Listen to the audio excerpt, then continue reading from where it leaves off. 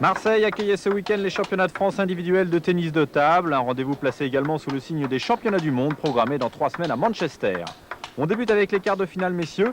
Christophe Legout retrouve Nicolas Châtelain. Legout, numéro 4 français, est déjà qualifié pour Manchester, mais il garde de grands objectifs pour ces championnats de France. Mon objectif, ça paraît peut-être un peu ambitieux, mais c'est de gagner les 3 titres. Puisque, donc aussi bien en double mixte qu'en simple, puisque l'année dernière on a gagné en double avec Patrick Chila et en mixte avec Anne Boileau. Et j'avais perdu en demi en simple contre Jean-Philippe. Donc l'objectif, après 2 fois avoir perdu contre lui en demi, c'est d'essayer de le passer et puis de gagner la finale. On retrouve Nicolas Châtelain et Christophe Legout alors que les deux hommes en sont à 2-7 partout dans ce premier quart de finale. Là, tu n'as pas réussi à démarrer fort. Hein. Il t'a empêché à chaque fois. Là. Il va falloir que tu trouves le service qui le gêne là. Hein. Reste à la table, résiste à la table parce que dès que tu t'éloignes, il voit venir. Hein. Résiste à la table pour essayer de partir plus. Quand tu flippes, essaie de flipper aussi milieu. Pas toujours sur l'angle. À chaque fois que tu pars sur ton envers, il te l'envoie. Pour l'instant, j'arrive pas à trouver le milieu et j'arrive pas à empêcher de jouer. Il faut que tu le trouves, ce putain de milieu là. Hein. Essaye de le trouver, tu l'as fait une fois là, si. Tu as démarré même à l'heure, tu as démarré une fois à l'heure et il n'a même pas réussi à se placer sur cette balle là. Essaye, hein. Et quand même quand l'échange dure, bien sûr, il ne faut pas que tu sois loin, autrement il a le temps, tu repasses par le milieu. C'est là, c'est là. C'est là que tu vas trouver la faille. C'est comme un match par équipe sur elle, il allait dans le couloir, mais tu sais, j'y arrive pas. Voilà, c'est bien, tu le mets dans le coup droit, mais il t'attend là. Il t'attend. Alors il faut que tu varies un peu entre le milieu et le coup droit. Autrement, il anticipe, hein. Ok. Allez, surtout opportuniste. Hein, c'est ce qu'il faut faire.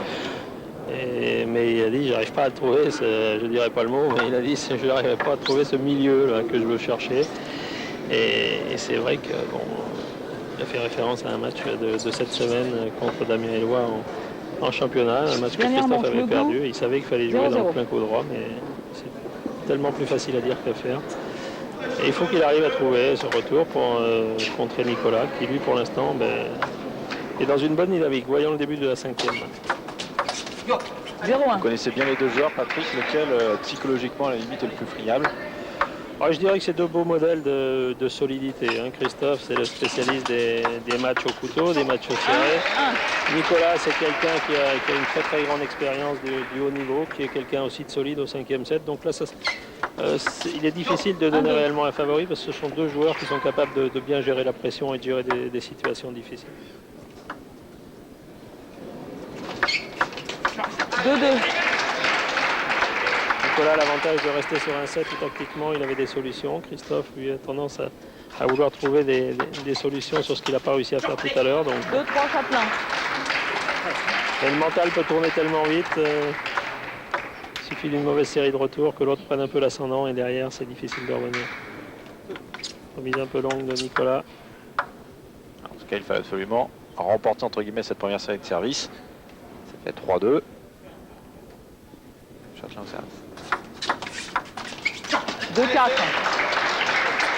Christophe a dit qu'il fallait qu'il arrive à retrouver en retour des trajectoires différentes, qu'il ne reste pas trop dans le revers. Voyons s'il va arriver à mettre ça en application. Cherche un petit peu plus le milieu. 3-4. On a bien repoussé tout à fait loin de la table. Et puis Nicolas le garde bien dans le revers. Quand il est loin de la table, il sait que autant le coup droit est dangereux, autant le revers, Christophe sera toujours beaucoup plus passif. Illustration encore, avec un beau compte sur le coup droit, mais derrière. Il tape tout de suite dans le revers. Bon flip dans la diagonale, et là tout de suite il vient de l'écarter dans le plein revers, et Christophe est un peu court.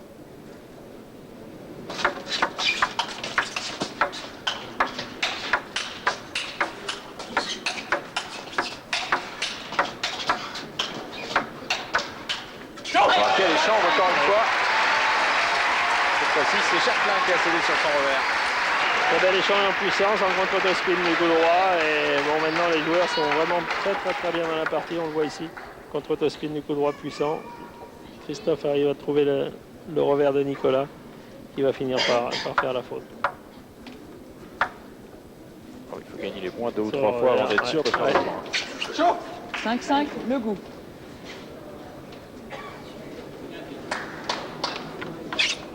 On voit Christophe là, qui était un petit peu trop près de lui.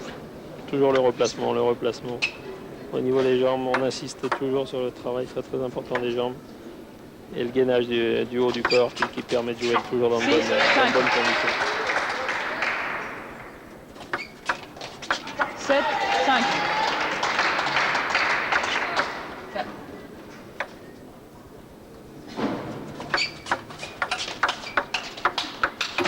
7, 6. Deux joueurs qui vont bien évidemment s'encourager à chaque point maintenant. Oui. On peut plus faire cadeau. 57. 7, 7. Christophe, qui à mon avis ne varie pas suffisamment les trajectoires de service. Il reste un petit peu trop dans l'imitable revers de Nicolas.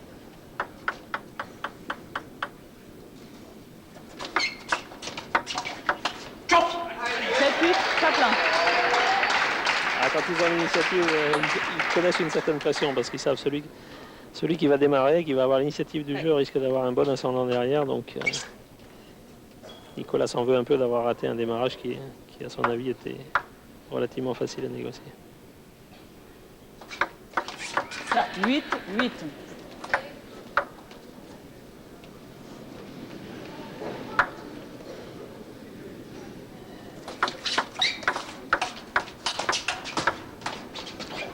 Il pense encore avec un peu de chance, mais Ah, mais il a beaucoup progressé dans ce compartiment du jeu, là, contre l'initiative de l'autre. Parce que Nicolas avait joué très très fort. Et là, il a réussi avec un réflexe à remettre une balle en revers de manière acrobatique. 8, il 10. est en train de gagner tous ces longs échanges. Christophe Legout. Et psychologiquement, c'est des échanges qui comptent. Des échanges qui durent, des échanges sur lesquels on dépense beaucoup d'énergie. Et qui, quand on les perd, laissent des traces au niveau mental.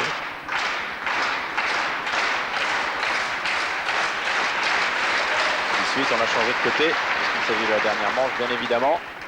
8-10, Châtelain au service.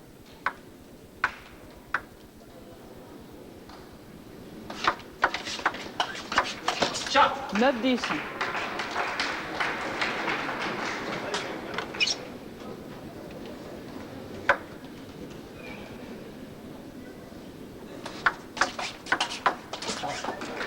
Le goût. Un très bon démarrage de Nicolas dans la latérale. Il a touché le bord de la table, il s'excuse. Mais l'intention était déjà très bonne, donc il est normal qu'il ait remporté ce point-là. 10 partout. Égalité parfaite.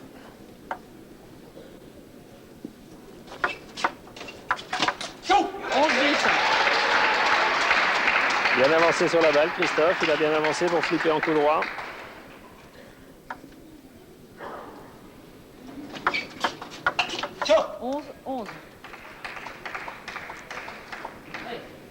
Il est en train de revenir, Nicolas Châtelain. 11 partout, il est toujours là.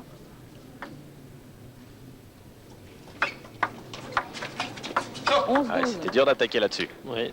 Une balle de rebond, balle infirmerie comme on appelle. On risque d'accrocher la table et de se faire mal. Il avait pourtant réussi à prendre l'avantage sur le service de Legout. 12 partout. Bon démarrage en rotation de Christophe. Rotation lente dans le revers et Nicolas ne ferme pas suffisamment la raquette. Il va y revenir. Voilà. C'est Christophe qui a osé prendre l'avantage en premier, prendre l'initiative. 13-12. Nicolas qui va suivre, on va au ralenti. Christophe qui joue le revers sans arrêt maintenant, là, en variant au maximum les rotations de balles. Ça joue autant sur les nerfs que sur la qualité du jeu à partir de maintenant. Oui, là, bon, maintenant, ça va être oui, celui qui aura les nerfs un petit peu le plus solide, qui va faire les choix tactiques les plus judicieux.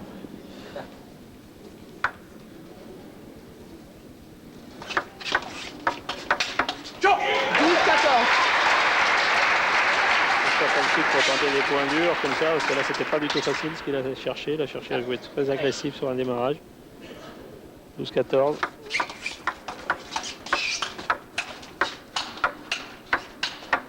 13-14. Chaque point maintenant est ponctué d'un encouragement de chaque côté. On sent que la fin de cette partie approche et que les deux joueurs sont vraiment à fond.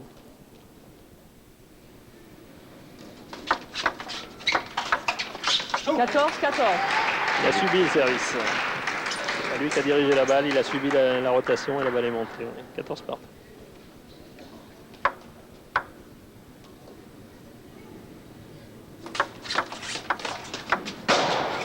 « 15-14. » Il était mené 12-14, Nicolas Châtelain.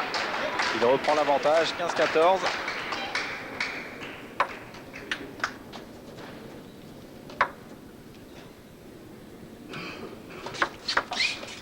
14-16 le bout. Très mauvaise série de retour de Christophe qui n'a pas bien négocié et Nicolas qui lui en a profité en variant les rotations pour creuser l'écart. 14-16, service à suivre.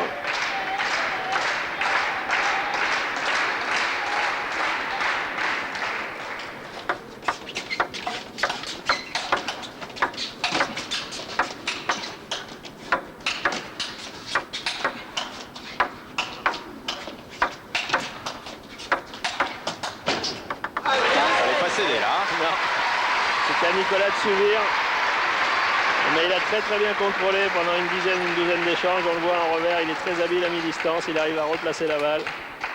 Christophe ne veut pas trop ouvrir dans le plein coup droit, de peur de prendre une contre-attaque. Il va finir par y aller. 16, Nicolas va finir par faire la faute. Christophe Legout revient à 16 partout.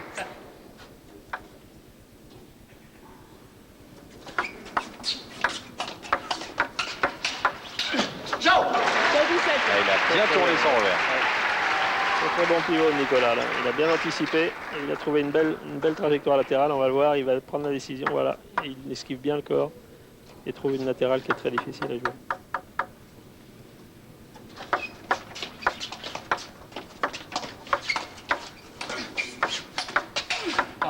Et il va être en tête sur son service quoi qu'il advienne maintenant, Nicolas Chapelain. 18-16. Détermination. 18-17 Chapelain. 18-17 Nicolas Chapelain. Et c'est son service qui est à suivre maintenant. Il faut se rappeler que sur la dernière série, il a gagné 5-0. Donc à Christophe maintenant d'oser, d'essayer des choses peut-être un petit peu différentes que ce qu'il a fait sur la dernière série. S'il veut avoir une chance de remporter cette partie.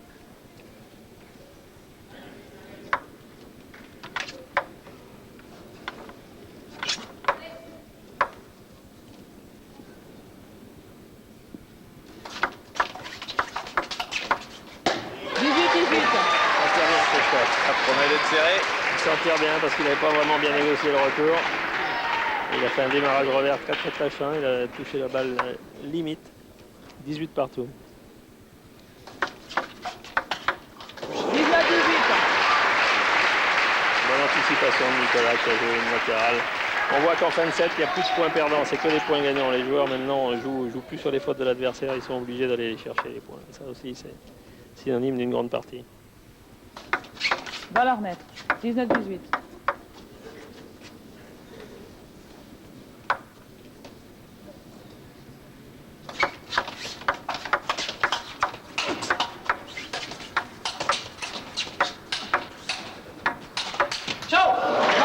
S'approcher de la balle pour reprendre l'initiative, Christophe Legout.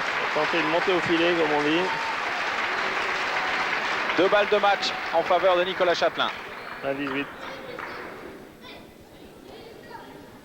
Très joli 5e set, hein, vraiment. Peu de fautes, que des points gagnants. Première balle de match sauvée.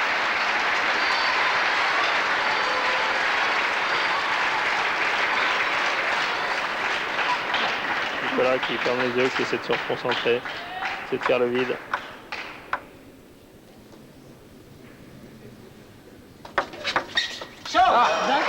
Dernière offensive qui sort de la part de Christophe Legout et c'est finalement Nicolas Chapelain qui se qualifie pour les demi-finales. Il est heureux, Nicolas Chapelain. 14-21, 21-16, 13-21, 21-11, 21-19. 2 fois il a été mené, 1-7 à rien, 2-7 à 1. 2 fois il est revenu pour finalement s'imposer au forceps et pour retrouver Jean-Philippe Gassier en demi-finale. Oui, ben Nicolas a fait un très beau 5e set. C'est vrai que c'est là qu'on a vu la meilleure prestation des deux joueurs. On a assisté à une partie de très haut niveau et je crois que Nicolas savoure toute sa satisfaction. Là. C'était un de ses buts de monter sur le podium de ces championnats de France en attendant peut-être mieux. Et je crois que bon, sur le vu du match, les deux hommes partaient à égalité et même si Christophe était un petit peu devant au classement, je crois que les deux joueurs se tenaient de très près. Et on a assisté à un très beau quart de finale.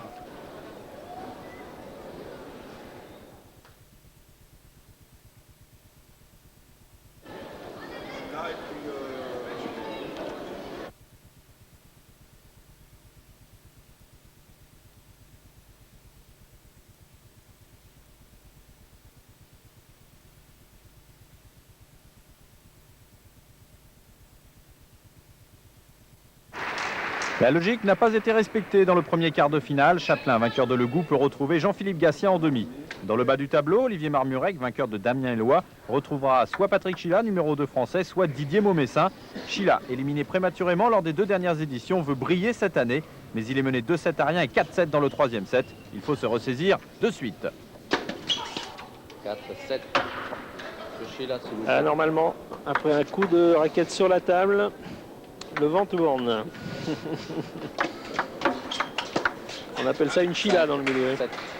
Il l'a fait 2-3 fois cette année. Il était de rage, il avait mis un coup de raquette sur la table, il a pris carton jaune. Et derrière, il a retourné les situations, il a gagné 3-2, 2 fois cette année. Donc, mais là, on lui a pas mis carton jaune. non, il n'a pas pris carton jaune. Mais...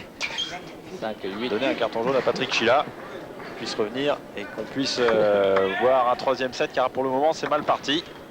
5-8. Et oui, mais c'est sur le service de Chila.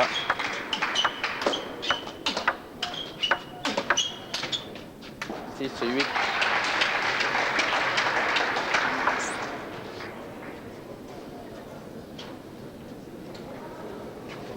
Il nous a promis qu'il le faisait de manière complètement inconsciente. Hein. On lui a dit, mais mets le coup de raquette plus tôt. Mais... C'était le cas aux internationaux de France contre Kanga. Il était mené 2-0 en quart de finale. Il a gagné 3-2 et ça a été le cas aussi en match de Ligue européenne où il était mené 1-0-15-10 et où il a fait un match en 2-7. Il a eu un geste de mauvaise humeur et derrière il a gagné 2-1. Donc, 8-7, Maumessin, service à suivre.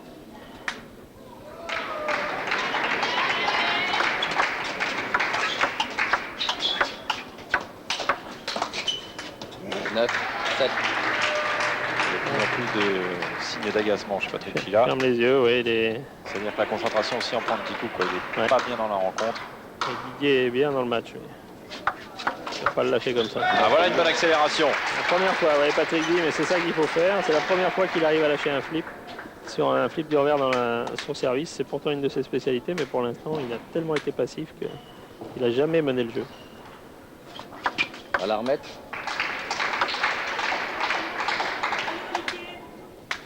Et sans jouer très très bien, il est quand même encore à 9-8, donc c'est des signes que s'il arrivait à élever un petit peu son niveau de jeu, il serait capable de renverser la situation sur ce match. Oui, mais il ne faut pas qu'il tarde. Mener 2 manches à rien.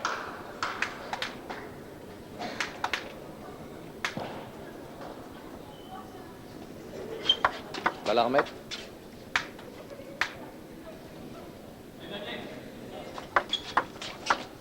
Il remet mieux là. 10. Il commence à remettre plus court, remettre plus varié. Didier commence un petit peu à sentir que Patrick revient dans la partie. Il prend la tête pour la première fois dans cette 3e manche. Tout à l'heure, il avait fait la même chose dans le premier set. Il n'avait pas souri par la suite. Et 9. Didier Chila. a senti qu'il avait le match en main. Service à suivre pour Patrick Chila. Il est fait pris à contre-pied.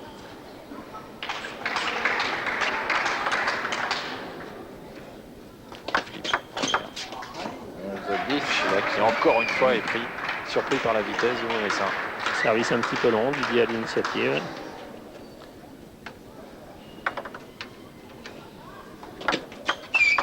Un service. Non, il arrive décidément pas à garder la balle sur la table au service. Et... Jouer contre initiative, c'est plus dur. La balle sort, Didier peut démarrer avec rotation et voilà, et tout de suite il marque le point. 12, 11.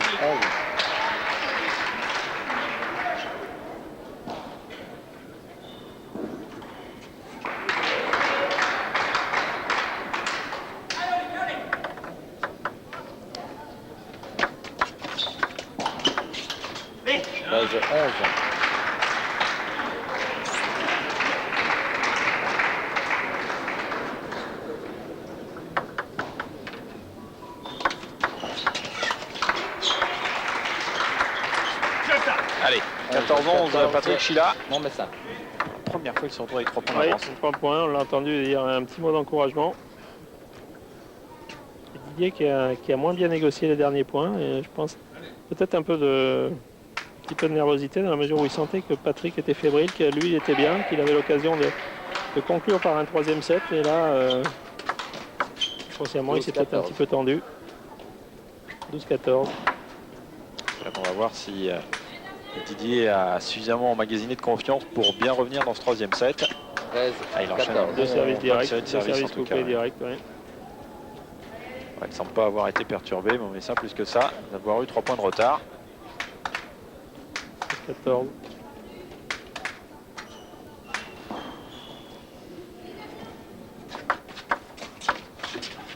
Treize, 15. Ça passait tout à l'heure. Oui, la remise était un petit peu mieux. 2 rebonds, un peu difficile à négocier.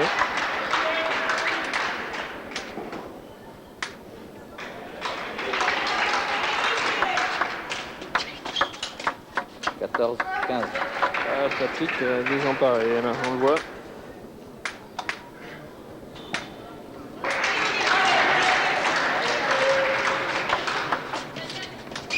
Il est revenu à 15 partout, Didier Maumessin. Ah, il est fort dans sa tête en tout cas. Oui. Il est rare de voir Patrick avoir autant de problèmes en retour de service. Et là, depuis le début de ce match, il n'a vraiment pas trouvé la clé, pas trouvé de solution. 15 partout et derrière, il se retrouve avec un peu plus de pression quand lui est au service. Il tente une remise courte ici, là, que Didier avait bien négocié avec un démarrage au ventre. Je pense que Didier, là encore, va chercher à jouer des points difficiles. 16, 17, 5. Un peu désunis sur cette accélération. Perturbé non, par un rebond Non, peut-être. non, je crois qu'il y a eu il a dû doubler la balle sur la raquette.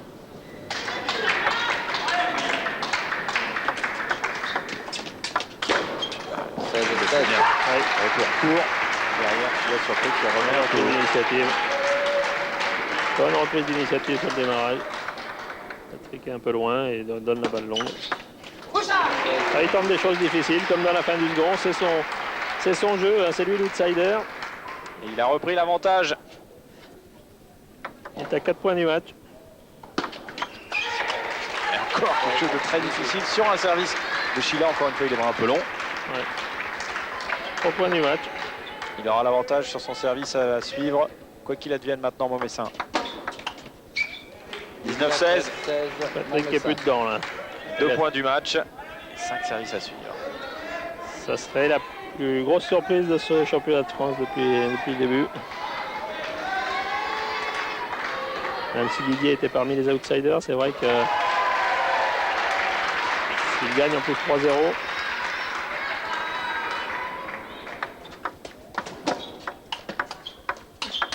Mais bon, la peur de gagner peut exister aussi. Là, ça ferait quand même un sacré handicap à combler pour Patrick Sheila. 19-16, 19-17. Mais derrière, il y aura encore 2 sets à gagner. Ouais, mais je crois que psychologiquement, c'est celui-là le plus dur. 3 balles de match pour Didier Maumessin. Patrick, qui dans sa tête se pose beaucoup de questions. Là, il y a une tempête un peu. Hein.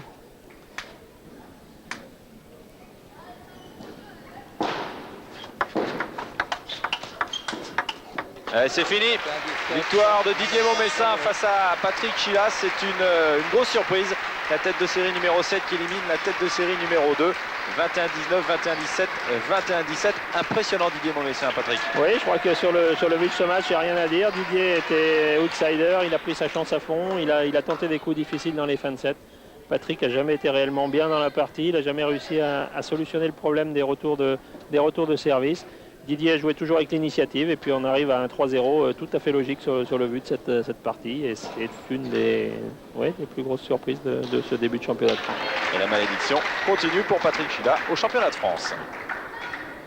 On se retrouve avec Didier Maumessin qui a créé la plus grosse surprise en battant Patrick Sheila lors des quarts de finale.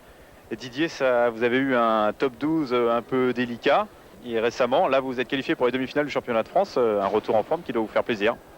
Ouais, disons qu'au top 12, j'étais pas très bien parce que j'ai un petit peu manqué de motivation sur cette compétition, ce qui n'est pas normal. Donc maintenant, ma seule chance, je dirais, pour aller au championnat du monde, c'est de bien figurer au championnat de France et puis peut-être d'éviter un tournoi de sélection qui est mardi après-midi. Donc voilà, je suis en demi-finale en battant Patrick Sheila, moi en jouant très très bien, mais il faut reconnaître que Patrick n'était pas au paquet, mais bon, ça c'est de l'histoire. Hein. Donc maintenant, je vais jouer Olivier Marmurek en demi-finale, donc un match difficile. Maintenant, lui aussi, je pense qu'il a à cœur de prouver que l'équipe de France peut lui être ouverte, malgré tous les problèmes qu'il y a eu. Donc On verra bien, mais j'espère que je vais le battre parce qu'il ne mérite pas trop d'être en équipe de France. Comment on joue Olivier Marmurek? Comment vous allez jouer? Sur quoi vous allez baser votre jeu? Bah, il y a un gros problème, je ne sais pas si vous en êtes rendu compte, c'est qu'il a des services qui sont complètement irréguliers. Donc la remise de service est très très difficile sur lui. Bon, il faut faire avec, les arbitres ne disent rien. Il faut essayer de rester concentré et pas, je dirais entre guillemets, se prendre la tête avec ça. Et puis surtout, il faut être très actif sur lui et pas lui laisser développer son jeu de, je dirais, de toucher de balle de tripoteur. Parce que là, il est très dangereux quand c'est lui qui dirige le jeu. Donc ça va être à moi de le prendre à la gorge comme j'ai fait sur Patrick. Et puis on verra.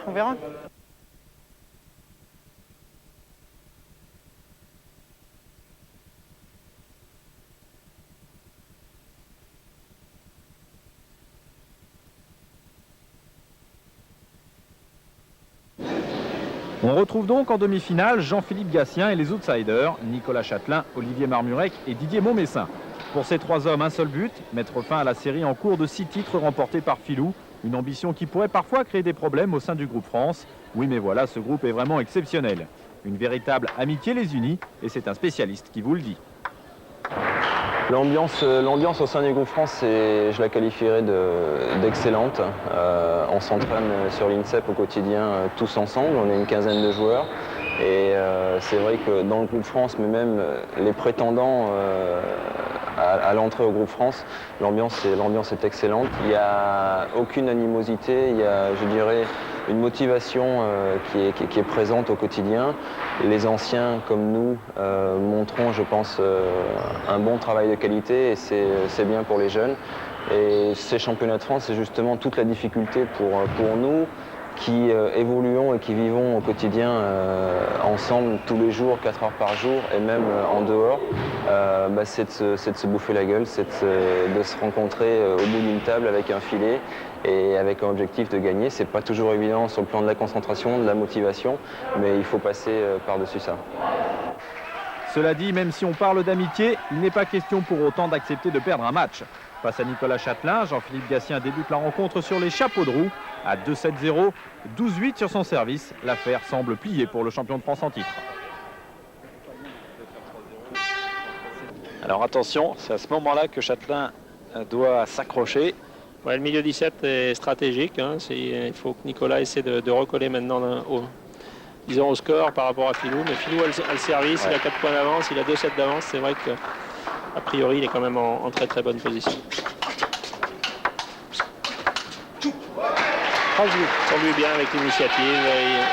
Il retarde au maximum les directions de trajectoire et Nicolas est obligé de subir. 13-8, pardon. Là, il a contrôlé 3 fois. Ouais, c'est une extraordinaire machine à envoyer des coups droits. Hein. Ça, c'est clair que quand il est bien en jambes. Alors on met 13-9.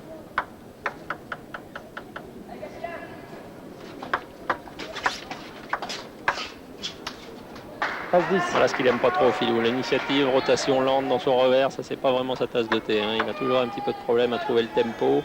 Quand il est très très bien, il arrive à pivoter, s'il a réussi à anticiper, mais s'il reste en revers, parfois il a du mal à bien se positionner en profondeur par rapport à cette balle.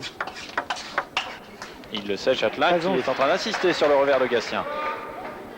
13-11, 12-8 avec le service, 13-11. À un moment où on pensait que Filou pouvait faire le trou, Nicolas est en train de recoller. Il se retrouve tout de même mené 14-11, dans une position un peu meilleure que lors des 2 premiers sets. Toujours cette difficulté de Nicolas à remettre. Là, la balle sort de la table et Jean-Philippe a tout le temps pour aligner. Attention, frapper coup droit dans la diagonale. Nicolas au service, 14-11, 11-14.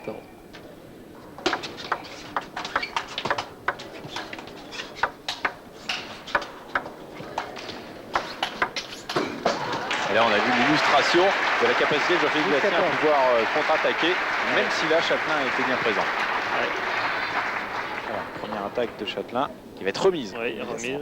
Et là, Filou est un petit peu la ramasse en envers. Derrière Nicolas, de nouveau, peut l'aligner dans la diagonale là-bas et Filou s'écrase un petit peu dans les barrières. Et il trouve mieux le revers de Gatien maintenant, Châtelain. Allez, il a l'occasion de revenir. 13-14. Il joue un petit peu mieux tactiquement, il a un peu plus de réussite dans ses coups aussi.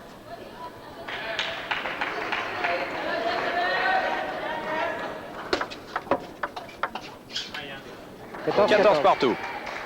Démarrage avec beaucoup de rotation de Nicolas que Philou n'a pas du tout réussi à maîtriser avec le revers. 14 partout. Nicolas est revenu dans la partie. Emmanuel Coupa est revenu à un 7 partout face à Agnès Pellegrini.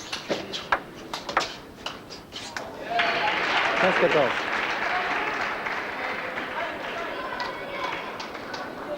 On l'a dit, Nicolas, de toute façon, se battra jusqu'au dernier point. C'est quelqu'un qui n'abdique jamais. Et même dans une position délicate, là, on voit la balle accroche un petit peu le filet. Ça lui permet d'avoir une balle favorable derrière. 15-15, Gatien. 15 partout, Philou au service. Gatien qui n'a marqué que 3 points en laissant 7 à son adversaire sur les 10 derniers.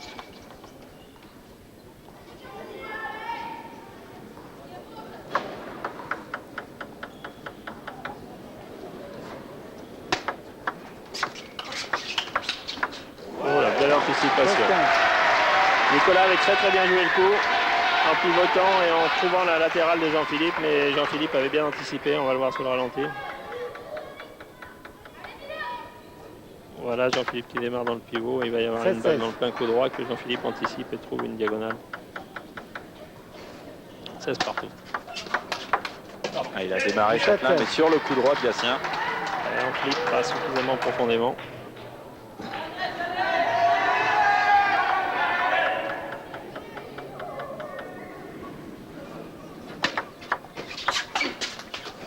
Ah. 17-17. Démarre de Gatien. Faute un petit peu facile, la balle était mi-haute dans le plein coup droit. Trop de précipitation. Ouais. Ah, il y a tellement peu de points faciles que quand il y en a un, on a envie de le faire tout de suite. Ouais. 17 partout.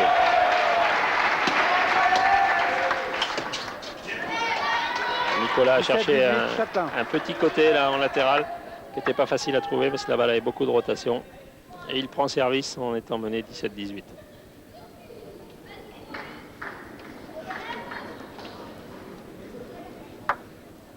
Voilà, il va chercher la latérale. Alors que Philou était à contre-pied. 19-17 pour Philou, mais service Châtelain. Nicolas qui...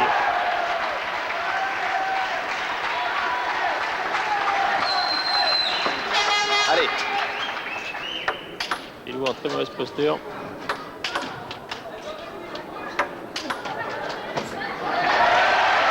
À terme, de toute manière, il allait faire le point à Châtelain. Ce rythme-là, c'est rare de pouvoir renverser la situation. On a du mal à couvrir toute l'aire de jeu. Hein. Quand on est loin comme ça, les angles sont ouverts. 18-19.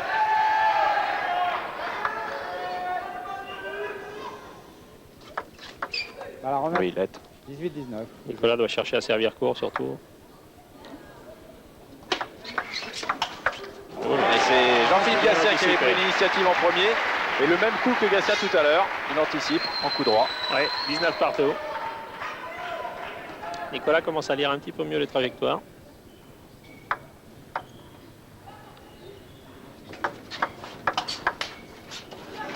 Et 20-19, balle de 7 en faveur de Châtelain.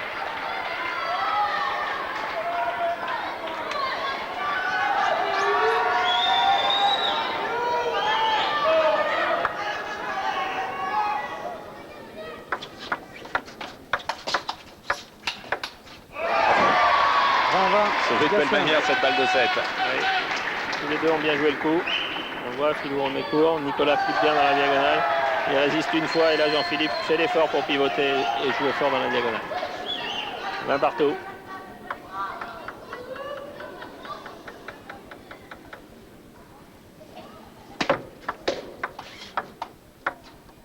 La balle est nette. Annoncé par Gatien. Et non, la balle est nette, l'arbitre. Il n'avait pas eu l'arbitre et il avait mis 21-20 en faveur de Châtelain. Il a eu un regard de Gatien. Il a immédiatement refroidi. 20 partout.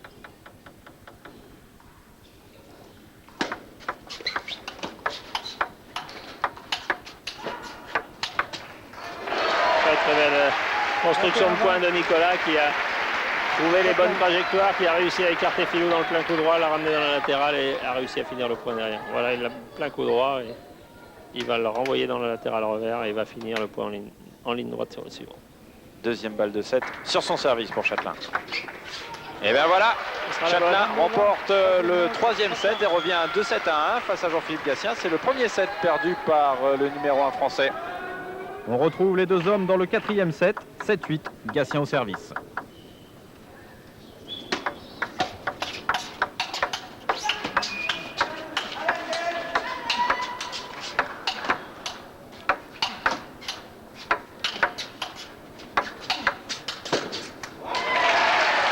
Il était temps qu'il fasse ce point, Gatien, car ça faisait plusieurs fois qu'il avait été contré sur ses attaques en coup droit. Ouais, il attendait tranquillement, il essayait de le maintenir dans le revers.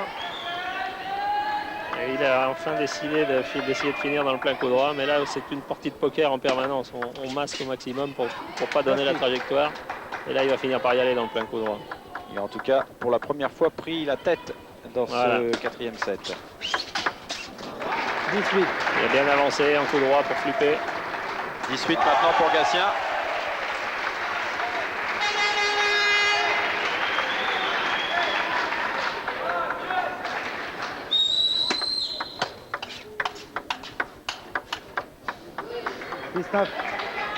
Il y a des échanges où on pourrait couper la table en deux quasiment, en enlever la moitié, ça ne se passe que dans une diagonale et ça, on cherche en permanence à annihiler les forces de l'autre. En revanche, Châtelain s'est un peu écarté de la table. Tout à l'heure, il jouait plus près. Bien les distances, il gêne pas mal, hein, Gatien, Ouais, sur ses attaques. 9-11.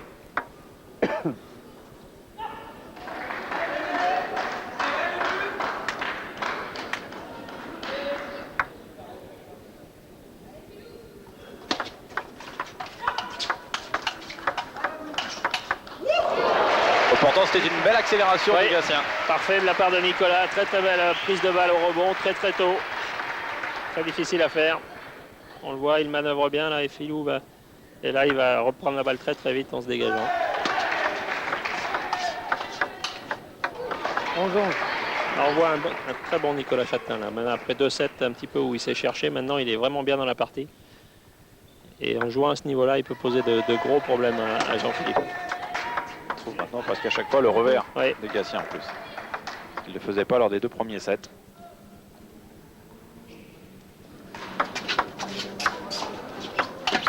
Là, il a pu pivoter. Oui, là, il y a eu une hésitation au démarrage. Il ne faut pas laisser l'initiative facile à Jean-Philippe en coup droit. À chaque fois, c'est un coup de fusil qu'on prend. Donc, et là, il a du mal à y aller. Il est un petit peu loin. 11-13.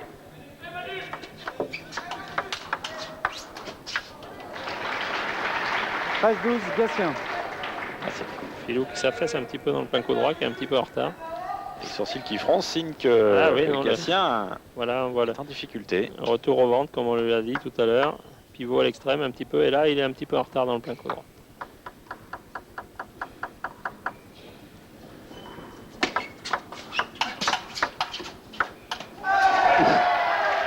Pas malheureux là-dessus, Jean-Philippe Gatien. Ouais. Et Nicolas qui était un peu surpris par cette balle accrochant le filet. 14-12. Il est pourtant bien contré, encore une fois, bien anticipé sur l'attaque de Gatien. Cette fois-ci, à jouer sur le revers. Nicolas qui se pose des questions, qui dit mais comment j'ai pu remettre aussi mal le service. On voit là, il rate complètement sa remise et derrière il est gardien de but, on va dire. Hein. Il ne sait pas où ça va partir. Allez, là il faut s'accrocher. 15-12 Gatien. Pas qu'il laisse partir le numéro 1 français. De nouveau, Nicolas avait pourtant très très mal remis, mais c'est Philou qui a fait une faute, qui a fait une franche. 15-13.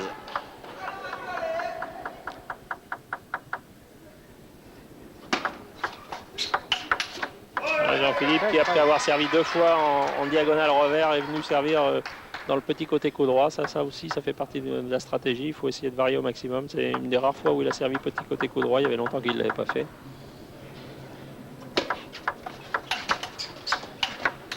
Et là, il est revenu dans un service comme il avait fait les 2 points précédents. C'est vrai que stratégiquement, on arrive à avoir des trames comme ça, et c'est toute la richesse d'une construction tactique. On voit l'expérience des joueurs à ce niveau-là. 17-13 Gatien, mais service Châtelain.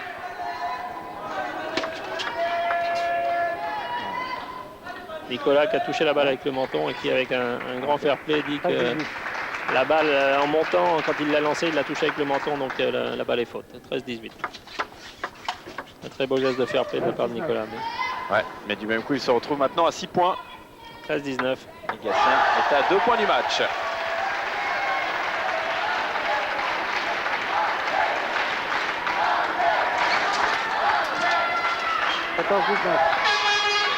Beaucoup de tranches de la part de Filou dans le plein coup droit. C'est un petit peu, il a l'air un petit peu en délicatesse avec la hauteur des rebonds.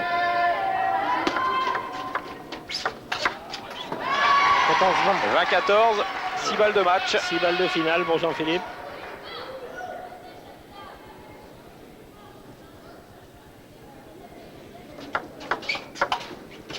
Et voilà. Victoire de Jean-Philippe Gatien en 4-7 face à Nicolas Châtelain. 21-15, 21-15, 20-22, 21-14. Il aura eu un petit souci, on va dire, dans le 3e set, mais il a vite repris le match en main. Nouvelle finale pour Jean-Philippe Gatien, bien décidé à poursuivre sa série victorieuse en championnat de France. Quel que soit l'adversaire, il faut qu'il sache que je me sens relativement bien ici. Et je dis toujours que le plus dur, c'est d'arriver en finale pour moi, parce qu'il y a souvent des problèmes de motivation et de concentration. Là, véritablement, je crois que c'est le championnat de France pour l'instant le plus fluide que j'ai connu. Donc je ne vais pas m'arrêter à un match du bonheur. Et puis Maumessin, c'est le seul qui vous ait battu en finale d'un championnat de France depuis 9 ans maintenant. Ouais, d'ailleurs. Donc peut-être une revanche à prendre, ouais. J'y pensais plus. Voilà Didier Maumessin prévenu, mais avant cela, il va falloir éliminer Olivier Marmurek dans une demi-finale qui sent le soufre. En effet, Olivier est le cauchemar de la Fédération française. Les nombreux procès qui ont opposé les deux parties ont définitivement pourri les relations entre Olivier Marmurek et les membres de l'équipe de France. Les anciens camarades ne se parlent plus et depuis 2 jours, une polémique est née sur la régularité de certains services du Nantais. Bref, plus qu'une demi-finale, ce match est presque un règlement de compte qui va se jouer au 5e set. Luc, des fois t'es fatigué là-bas à l'entraînement. Tu t'arraches les jeux là. Lui, il chauffe comme un malade depuis ton match. Alors chauffe-le toi aussi. Ça me chauffe. Peut-être assister à un autre combat plus psychologique, celui-ci. Oui, il chauffe depuis le début et toi chauffe-le maintenant. Donc je sais pas, on va voir. C'est vrai que le combat va peut-être passer maintenant sur un plan plus mental, plus psychologique. Ah ben c'est peut-être aussi la clé pour Marmurek dans la mesure où il est pour le moment dominé sur le plan du tennis de table, dans la mesure où il est mené de 7-1. Et Didier est remonté un petit peu comme une pendule là, et il va falloir lui faire lâcher le morceau. Marmurek. Mais ce serait de bonne guerre également pour Marmurek. Oui, ça c'est autorisé. Service Marmurek, il est mené 2-7-1. On dit souvent que le tennis de table est un sport de duel. Là, je crois qu'on en a une belle illustration.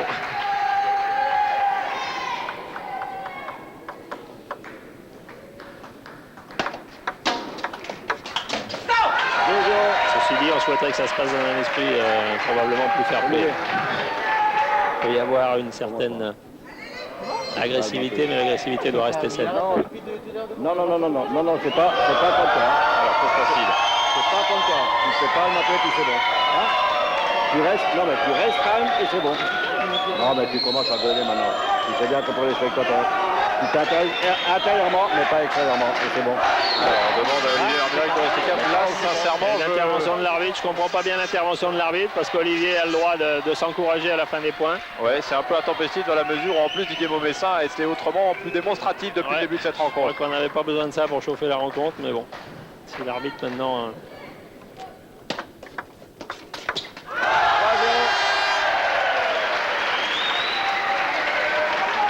Il a retrouvé une agressivité. Et rappelons, Patrick, que l'arbitre a plusieurs possibilités pour sanctionner un joueur. Oui. Carton jaune et Carton jaune dans un avertissement verbal, ensuite carton jaune. Et après carton jaune, carton rouge qui équivaut à la perte d'un point. Et s'il y a récidive, c'est perte d'un set. Et après, ça sera perte d'un match. Donc on n'a jamais trop été à cet extrême-là. Mais j'espère qu'on n'y arrivera pas surtout.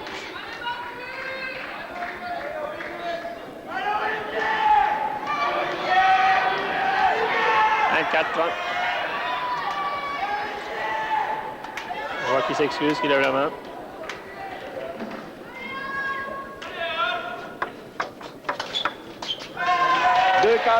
Olivier qui de nouveau se remet à flipper dans le revers de Didier, c'est pas forcément la solution. Dans le 3e set, il l'a fait plusieurs fois, il a souvent perdu le point. il gagnerait beaucoup plus à remettre milieu, un peu plus court, voilà, comme il le fait là, et à attendre une initiative différente. Il arrive bien à casser le rythme, Olivier Marmurek. Très beau toucher de balle à l'envers. Il est capable de passer sur le côté, il est capable de tout faire, un très beau réflexe là. Il a vraiment un revers. Voilà, il étonnant. passe sur le côté un coup qui est très difficile à réaliser. 2-7.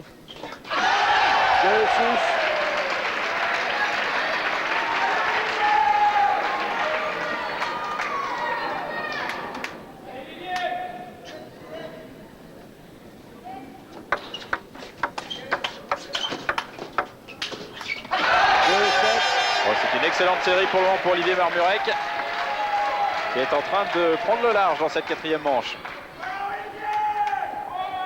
Et à l'instant même, c'est terminé dans la deuxième demi-finale des femmes avec la victoire de Sylvie Plaisant sur Anne Boileau en 3 manches. 3 manches à 1. Elle retrouvera donc Emmanuel Couban en finale.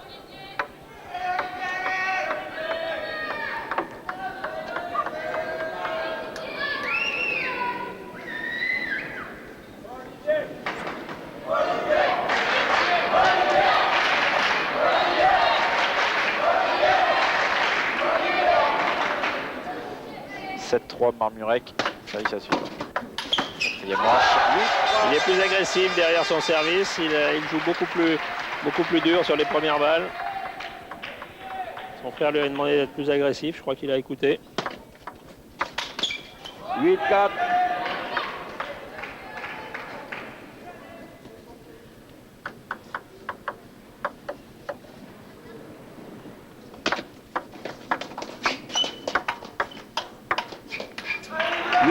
Toujours ce contrôle en revers. C'est vrai qu'Olivier est capable de mettre la balle un petit peu où il en a envie avec le revers.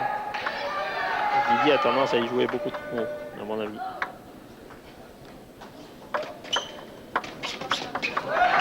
Une remise de service. C'est une remise très très courte au centre. Difficile à négocier. On ne sait pas s'il faut tourner pour prendre le coup droit ou s'il faut la jouer en revers. 6-8.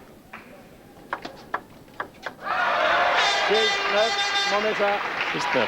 Pour l'instant, les deux joueurs n'ont pas trop l'avantage sur leur série de services. Bien au contraire, ça fait 2 séries où chacun est dominé. Donc, un petit peu bizarre.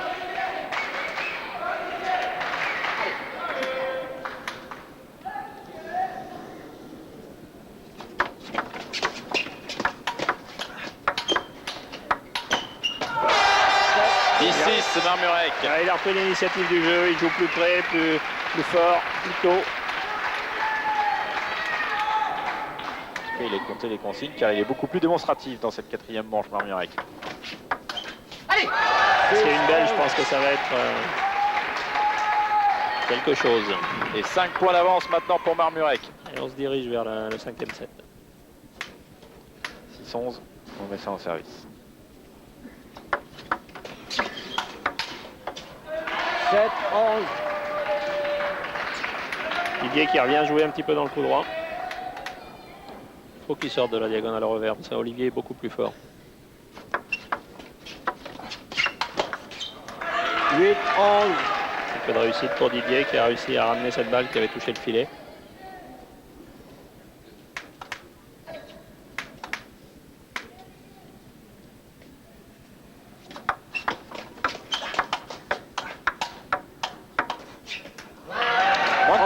Sur ce dernier coup revers pour Marmurek.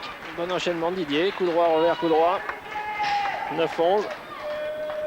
Revers, il fait bien tourner la balle. Encore revers, et là il la refait tourner. Et Marmurek qui apprécie mal la rotation de la balle. On le voit, c'est un artiste en revers. Il a le poignet, fait ce qu'il veut. Voilà, on passe sur le côté. Ah oui, il change d'effet dès qu'il le veut.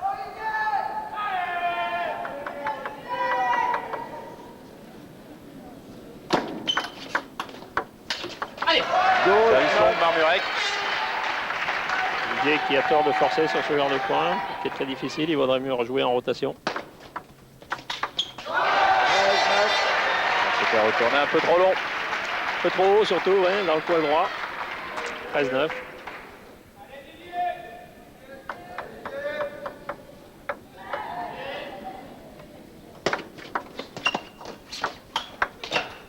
Bonne remise prise de rebond. Olivier n'a pas su s'il fallait qu'il démarre ou s'il fallait qu'il repousse sur la balle. Donc il a été pris de court et Didier a eu l'initiative derrière. 10-13. 13-10, pardon.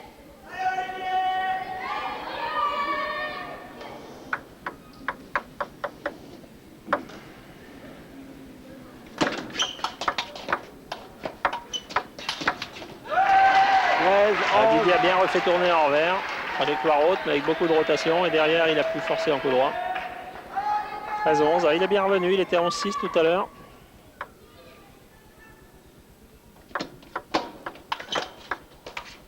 Allez.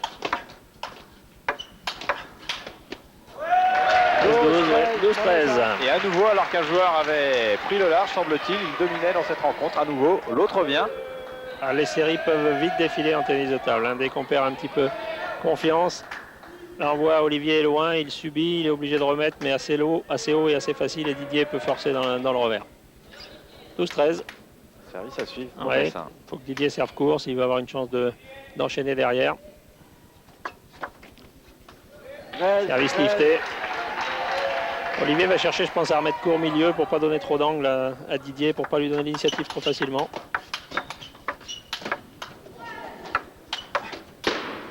Voilà, bel enchaînement de Maumessin. Didier qui force, là, ouais. Il sent qu'il vient de repasser devant, qu'il n'était pas bien, il y avait 11-6. Et là, la confiance est revenue de son côté, on sent qu'il s'engage à fond dans la balle. Il va frapper, essayer de l'écarter. Voilà, Olivier est un peu court là-dessus. 14. La balle était haute, mais elle avait beaucoup de rotation. Elle n'était pas si facile que ça à négocier. 14 partout.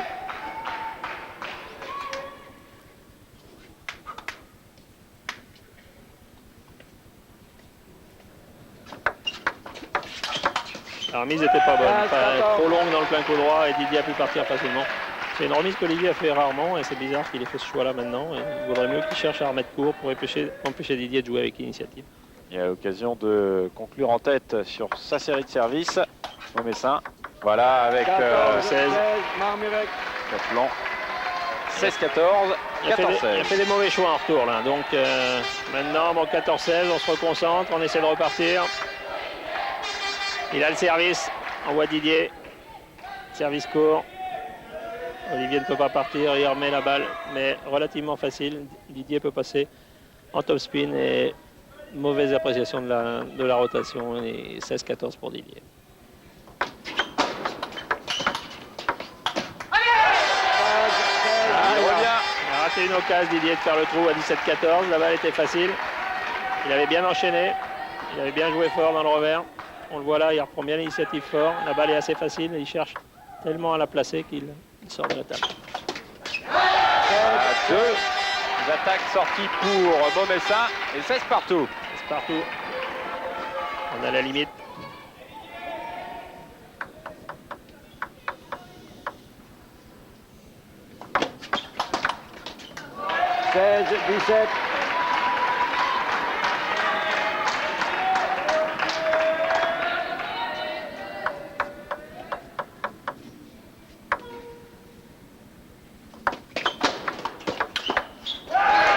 C'était bonne anticipation de Didier qui a flippé dans le plein coup droit et qui a anticipé le pivot. Didier qui refait un match du style de celui qu'il a fait sur Patrick Schilla. Vraiment, il est bien sur ce championnat de France. Voilà, il pivote et il prend Olivier à contre-pied. 16-18. Saisi au bon moment sur le service de Marmurek. 18-17. Mais service à suivre pour Maumessin. Il est à 3 points de la qualification pour la finale. Oui. Ce qui serait pour lui une belle satisfaction parce que, mais bon.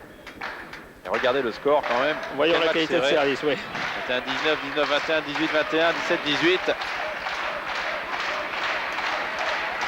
Si Didier arrive à jouer avec l'initiative, à rester en jeu court sur le service, je pense qu'il a des bonnes chances. Maintenant, bon, il va peut-être aussi essayer de tenter des trajectoires un petit peu difficiles. 19-17. Et ça devient tendu. Si Olivier joue pas plus avec l'initiative, je pense qu'il aura du mal à gagner ce match-là.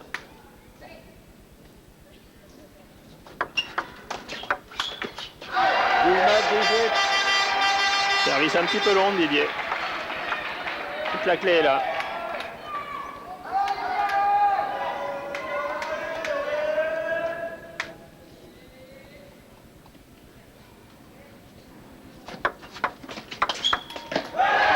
Balle de match.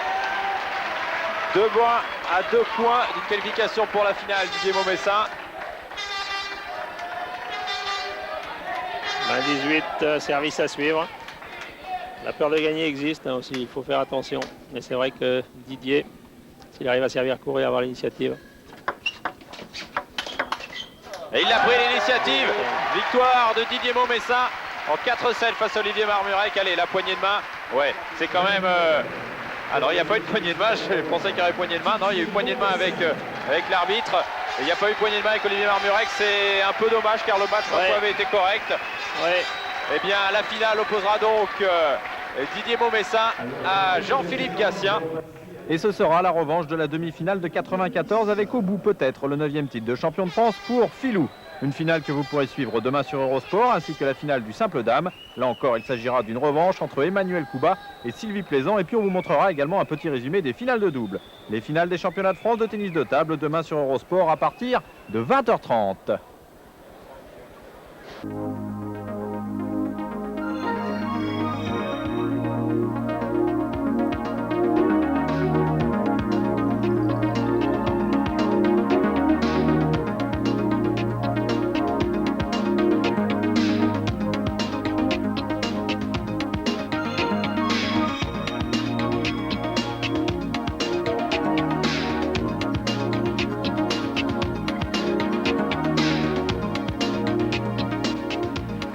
C'est pour vivre ces moments-là que tous les pongistes s'étaient réunis ce week-end à Marseille, disputer les finales des championnats de France de tennis de table.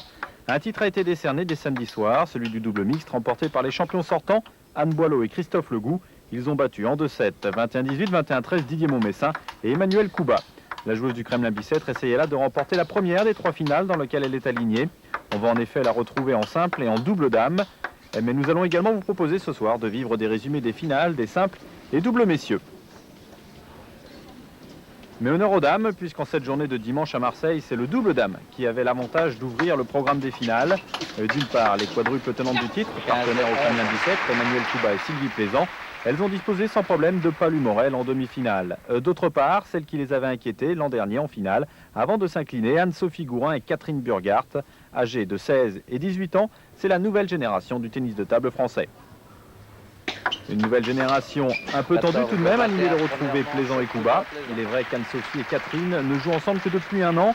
Toutes 2 membres du club d'Henbon, elles ont néanmoins la possibilité de s'entraîner ensemble régulièrement. Et depuis leur finale aux France l'an dernier, elles ont également été finalistes des championnats d'Europe junior en juillet. A priori, tout cela devrait leur donner confiance, tout comme le fait d'avoir remporté le premier set l'an dernier face à ces mêmes adversaires. De leur propre aveu, Couba et Plaisant s'étaient inquiétés de voir ces jeunettes dominer ainsi la rencontre. Alors on ne prend pas 2 fois des joueuses aussi expérimentées au même piège. Avec Emmanuel Couba pour préparer le terrain et Sylvie Plaisant, la conclusion. Les joueuses du Kremlin prennent d'entrée le contrôle du match. Un premier set remporté 21-14 pour prendre confiance et derrière une équipe qui maîtrise parfaitement la rencontre.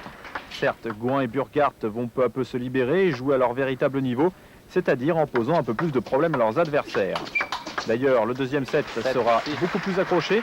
On contrôle mieux le service d'Emmanuel Couba. Il est donc plus difficile derrière pour Sylvie Plaisant de prendre l'initiative. Et d'autre part, Anne-Sophie Gourin et Catherine Burghardt prennent plus d'initiative. On en arrive à une fin de deuxième set qui peut basculer d'un moment à l'autre. Mais dans ces moments-là, c'est l'expérience qui parle. Et l'expérience est du côté des quadruples championnes de France. Le deuxième set sera remporté par Couba Plaisant 21-17, qui décroche du même coup leur 5e titre de championne de France d'affilée. Elles égalent ainsi la paire Bergeret-Thiriet et ne se retrouvent qu'à un seul titre seulement de Lebras et Mokhtari.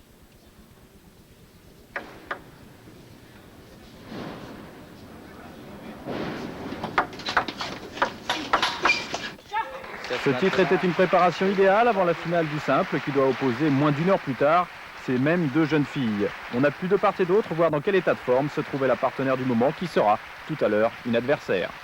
Sylvie a fait une excellente finale en double parce que c'est elle qui a tiré le double, on peut le dire. Et j'espère qu'elle se calmera un petit peu dans 1 heure, quoi. Vous aviez peur, vous nous l'avez confié, de repartir cette semaine avec 3 médailles d'argent. Vous en avez déjà au moins une d'or après la perte du double mixte. Oui, j'espère que c'est de bon augure pour la suite et pour la prochaine finale, parce que je m'inquiétais un petit peu. Je savais que c'était dur en double dame, puisqu'on avait gagné à l'arraché l'année dernière contre Anne-Sophie et Catherine, donc je me doutais que c'était dur.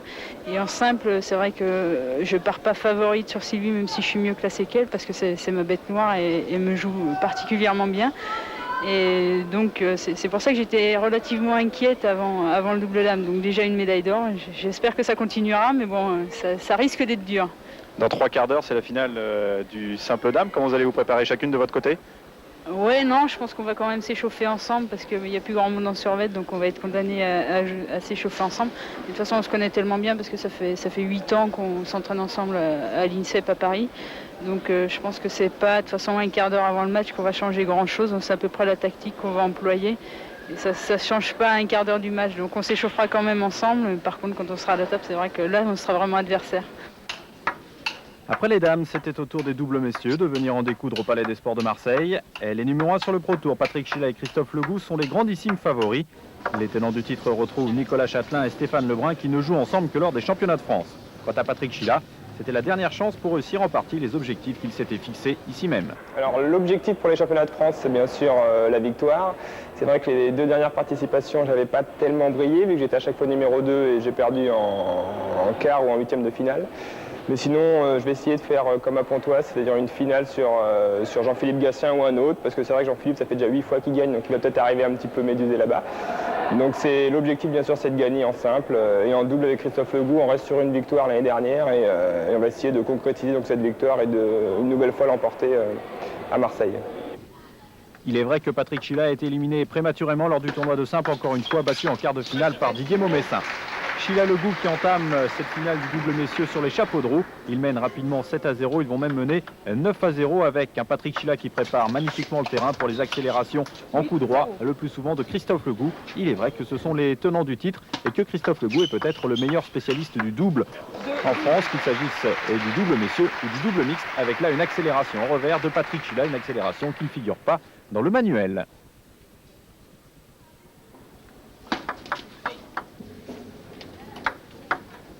Intimidé très certainement parce qu'il retrouve peut-être la meilleure paire de doubles du moment, puisqu'ils sont numéro 1 sur le Pro Tour. Et Nicolas Châtelain et Stéphane Lebrun ne vont pas véritablement exister dans cette première manche, hormis quelques sursauts, comme cette accélération au coup droit de la part de Stéphane Lebrun. 12-20. La première manche sera tout de même remportée 21-12 par Christophe Legout et Patrick Schilla. C'était quasiment une formalité. Il y aura un changement de physionomie dans la deuxième manche avec Stéphane Lebrun et Nicolas Châtelain beaucoup plus agressifs, qui refusent de laisser l'opportunité et l'initiative à Patrick Schilla et Christophe Legout. À l'arrivée, on voit de formidables échanges et le plus souvent, ils sont remportés par Châtelain et Lebrun.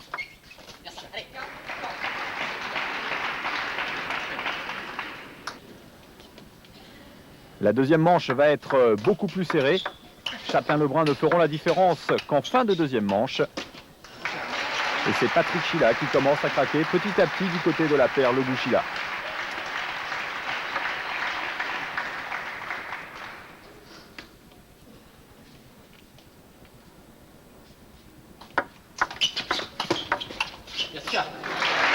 Une manche partout, revoici les deux paires à égalité. Le deuxième set remporté 21-16 par Stéphane Lebrun et Nicolas Châtelain.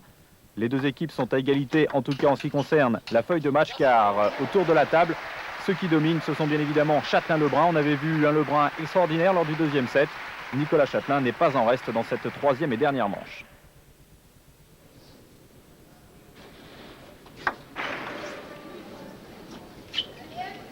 Et finalement, après moins de 3 quarts d'heure de jeu, 8 balles de match pour Stéphane Lebrun et Nicolas Châtelain. La première sera la bonne. Une dernière accélération de Stéphane Lebrun pour leur deuxième association en double. Il remporte enfin le titre de champion de France.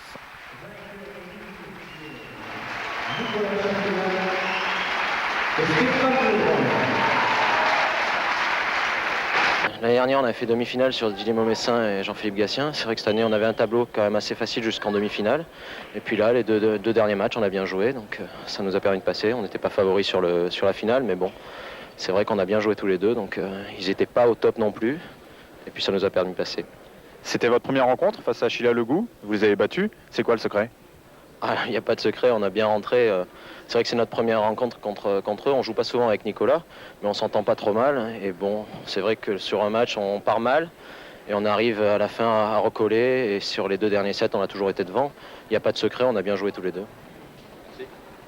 Nicolas, vous aviez déjà créé une petite surprise en battant Christophe Legout. Vous le rebattez, c'était lors du tournoi de simple. Vous le rebattez en finale du double. Vous êtes en train de devenir sa bête noire? Sa bête noire, non, c'est un grand mot. Disons que là, pour le double, c'est bien, c'était pour le titre. Sur Christophe, c'était en quart de finale, c'était pour accéder au podium. Là, battre Sheila Legout en finale du double, c'est formidable. Et avoir un titre avec Stéphane, là, c'est mon 2e titre. Et sa 2e participation avec Stéphane. Et là, je crois qu'on a fait un très bon double. Coup bas plaisant, Lebras Châtelain, voilà les nouveaux maîtres du double en France. Et restez avec nous dans quelques instants, on suivra les finales des simples.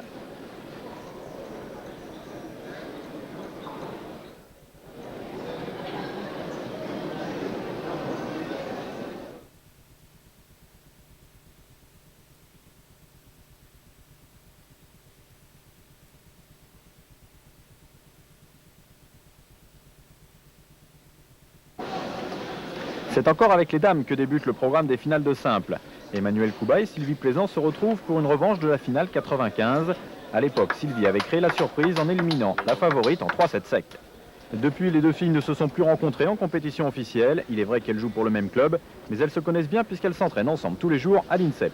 Quoi qu'il en soit, il n'est pas question pour Emmanuel Couba de voir l'histoire se répéter, même si pour elle, le principal était d'atteindre la finale, en tout cas officiellement. Mon objectif au championnat de France, étant donné que je suis tête de série numéro 2, c'est faire au moins aussi bien que le numéro que j'ai pour l'instant. Donc atteindre au moins la finale et puis bon, après essayer de jouer le titre puisque je suis tenante du titre et donc essayer de le défendre. C'est vrai qu'il y a quand même des adversaires redoutables, en particulier Anne Boileau, donc, qui est la favorite de ce championnat puisqu'elle a le dossard numéro 1 et qu'à l'heure actuelle, vu le classement mondial, c'est elle qui est numéro 1. Et puis d'autres qui ont déjà remporté le titre comme Sylvie Plaisant ou bien des anciennes comme Agnès Lelanic ou Patricia Aubry. Je dis anciennes parce qu'elles ont 25-26 ans. Et donc elles s'opposent un petit peu à la jeune génération qui arrive, qui est composée de joueuses telles que Anne-Sophie Gourin, Sabrina Fernandez, Agathe Coste ou bien Émilie Castel, qui sont des jeunes juniors qui ont 16-17 ans, mais qui commencent à faire parler d'elles et qui pourraient faire des surprises lors de ces championnats de France. On retrouve les deux filles dans le 2e set. Sylvie Plaisant, très rapide et très agressive, n'est absolument pas gênée par le picot en revers d'Emmanuel. Elle a remporté la première manche 21-15 et elle mène maintenant 11-5 dans le 2e set. 11-5.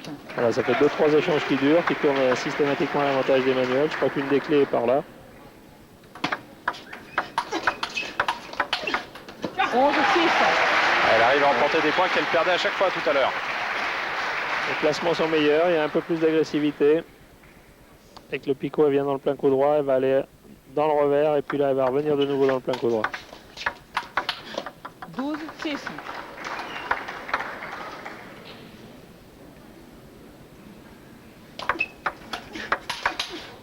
Quand elle arrive à servir long et à déporter Emmanuel Couba sur son coup droit derrière, Sylvie Plaisant, pas de pitié. Pas de pitié, non, et ça va vite et fort.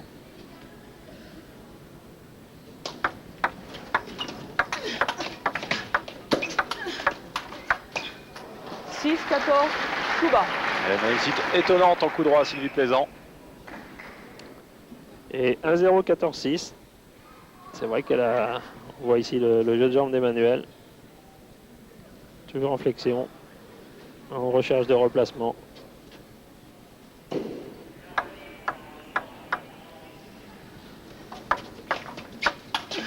6-15. » C'est une correction pour l'instant. Hein. C'est vrai que... Autant il y a de la réussite du côté de Sylvie, autant pour l'instant, même sur des choses assez simples, Emmanuel n'arrive pas à concrétiser. Un peu désemparé, Emmanuel. Ouais. Qui s'attendait à un match dur, hein, elle nous l'avait dit, mais qui ne s'attendait très certainement pas à prendre une correction. C'est autant dû à son manque de réussite qu'à la réussite, disons, vraiment quasiment à 100% de Sylvie depuis le début de cette partie. 6-17. Ça chemine pour l'instant vers un 2-0. Qui va devenir difficile à négocier pour Emmanuel maintenant. Surtout qu'on ne voit pas à l'heure actuelle comment elle peut venir débloquer la situation. Oui, le début du troisième va être important. Soit elle va sombrer un petit peu au niveau psychologique si elle n'arrive pas à contrer Sylvie en changeant de tactique, soit si de nouveau elle arrive un petit peu à prendre un ascendant. Bon, il y a peut-être une chance de revenir, mais ça va être quand même maintenant déterminant ce début de troisième set.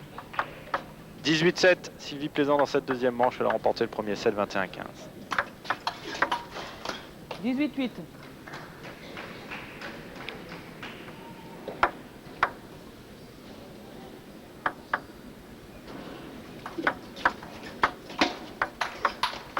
-9.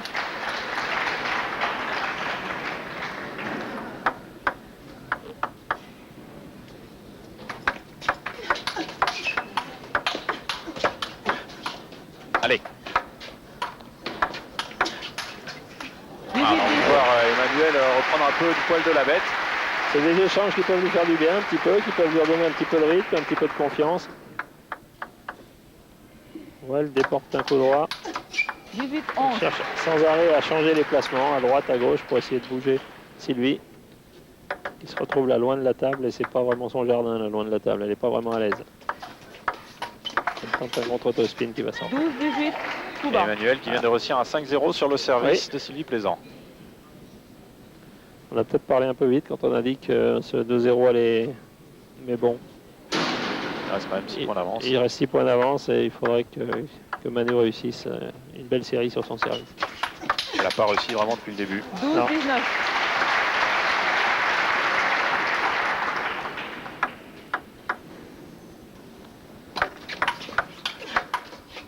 « 13-19. »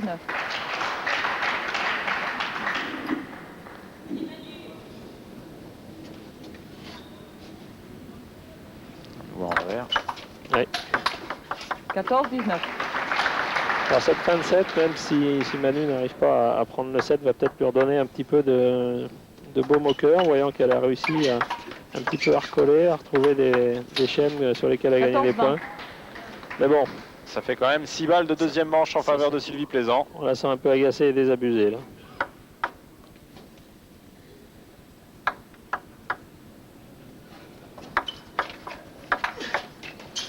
20-15. Voilà, balle de 7 sauvée. Et c'est Sylvie qui est au service. Alors elle a réussi un 5-0 sur la dernière série de Sylvie Plaisant, Emmanuel Couba. Pas compliqué, il faut qu'elle fasse pareil. Oui. Pas compliqué sur le papier. Hein. 20-16. Donc un service bombe dans la latérale. 20-16. C'est facile de tenter des choses comme ça quand on est devant. Et bien voilà, 21-16 dans cette deuxième manche en faveur de Sylvie Plaisant, qui mène maintenant 2 manches à rien face à Emmanuel Couba. Sylvie Plaisant au service, elle mène 2 manches à rien dans cette finale face à Emmanuel Couba. Troisième manche, 21-15, 21-16.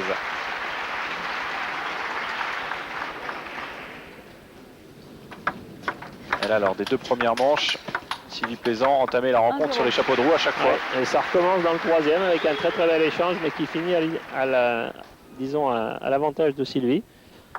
L'échange a été animé, relativement les joueuses ont réussi à jouer fort toutes les deux, mais c'est Sylvie qui a fini par avoir la loi à la fin, 2-0. Ce début de set est important, comme on l'a dit. Si Emmanuel n'arrive pas à retrouver un petit peu de confiance dans ce début de set, ça va commencer à être très très très difficile. 2-1.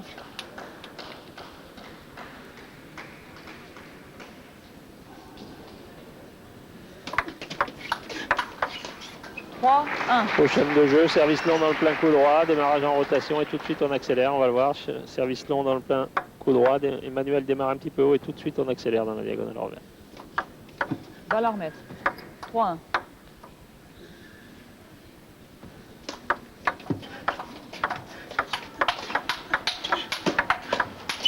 Ah, elle a bien tenu cette fois-ci, Emmanuel. Et pour une fois, elle ne sera pas menée 4-1 après la première série de service. On sent que Sylvie connaît bien les trajectoires utilisées par Emmanuel parce qu'elle anticipe très très bien et elle arrive à jouer très fort dessus. Elle démarre dans le revers, elle se joue au ventre et derrière elle va chercher à frapper dans la diagonale coup droit, mais la balle est sortie.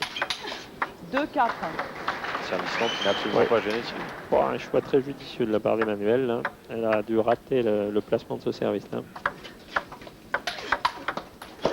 2-5. Non, elle la laisse bien prendre l'initiative et tout de suite elle la contre. Elle a la clé pour l'instant. Elle lit bien les trajectoires. On la voit, elle donne long dans le revers. Emmanuel avec le picot se dégage bien, mais tout de suite elle anticipe et joue les lignes. C'est bien à droite qu'à gauche. Bon, encore une fois. Il n'y a pas de solution encore une fois pour Emmanuel. Emmanuel qui regarde Sylvie en disant mais ça, tu vas rater des points de temps en temps parce que c'est vrai que là pour l'instant elle réussit vraiment tout ce qu'elle tente. 3-6. Alors sur un ou deux sets on peut se dire bon ça va passer, mais quand ça s'enchaîne encore sur un troisième set, c'est vrai que pour l'instant c'est le match parfait pour elle. Allez, regarde Emmanuel. Oui.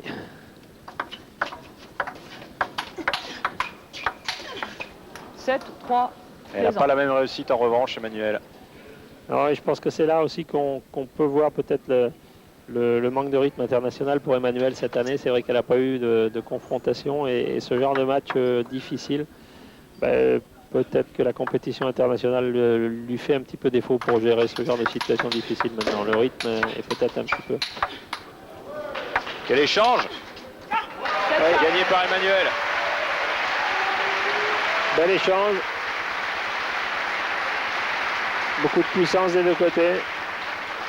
Démarrage d'Emmanuel dans la diagonale, contre-attaque tout de suite. Tout ça va très vite et très fort. Et Sylvie va se retrouver à mi-distance en revers. 7-5. Et Emmanuel va conclure sur une frappe dans le plein coup droit. On voit ici toute la détermination d'Emmanuel et la puissance. 7-6.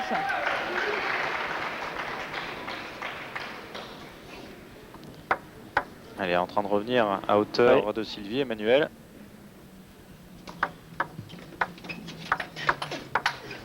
« 8-6, elle n'a pas réussi à recoller complètement, donc c'est vrai que Sylvie reprend un petit peu confiance. Sur une série comme ça, on aime bien casser la série le plus rapidement possible, et derrière elle enchaîne encore avec un chaîne de jeu, service long dans le plein coup droit, et tout de suite attaque du coup droit sur l'initiative. C'est parfaitement rodé, il n'y a pas de problème, et depuis le début de ce match, c'est un chaîne de jeu qui n'a pas connu du tout de déchets. Le seul fois où ça n'a pas marché, c'est quand elle a manqué son service. Seulement une fois. 7-9.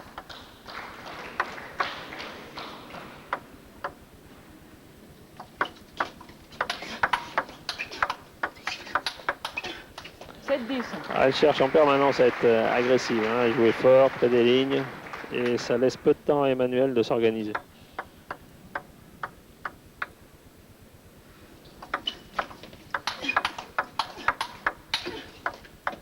Un peu de réussite. Oui.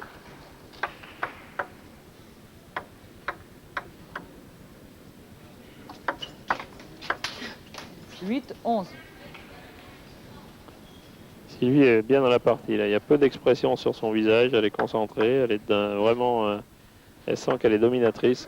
Et lors de leur finale en 95, Sylvie s'était imposée 3 manches à rien face à Emmanuel. 11-9, plaisant. Emmanuel qui serre le point, qui essaie d'y croire encore. Elle a raison. Elle essaie de mettre un petit peu de pression psychologique sur l'adversaire, en montrant qu'elle n'est pas encore finie.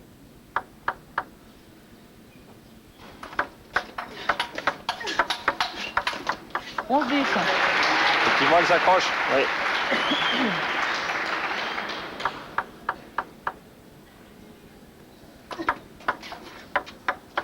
Ça, c'est dommage. Non, la balle est lettre. Les deux joueuses sont d'accord. Le point est à remettre. Oh là là là là. Passage en force, on va dire. Ou c'est dur. C'est dur pour Emmanuel.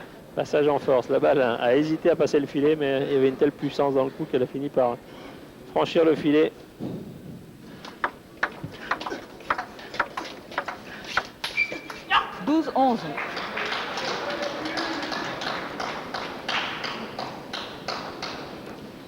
Emmanuel qui fait tout pour essayer de rester dans la partie. Elle ne veut pas céder. Elle sait que si elle arrive à accrocher ce troisième set. Allez. 12-12. Et là, elle revient à bout partout. C'est la première fois qu'elle reste à hauteur de Sylvie Plaisant aussi longtemps dans un set. Oui. Elle sait que si elle arrive à accrocher ce set-là, Sylvie aura mené 2-7-0, 7-3, aura eu une occasion éventuellement de conclure et que cela peut la perturber pour la suite de la rencontre. Donc à 12 partout. Elle est bien revenue.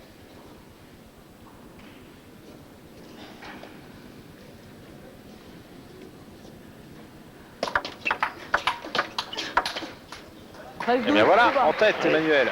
C'est une des premières fautes de Sylvie en coup droit sur la rotation d'Emmanuel.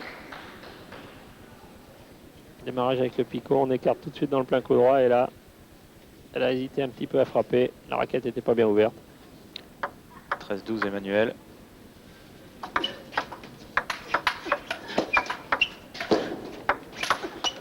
La réplique immédiate de Sylvie Plaisant. Là, il y a eu de la détermination dans le coup droit. Là. On voit ici à l'initiative, toujours le même schéma de jeu. On envoie là-bas, tout de suite dans le revers. Emmanuel est un peu loin. Ah ouais, et là, on finit en puissance dans la latérale. Tactiquement, c'est vrai que Sylvie est très très au point. Elle sait où il faut jouer pour contrer Emmanuel.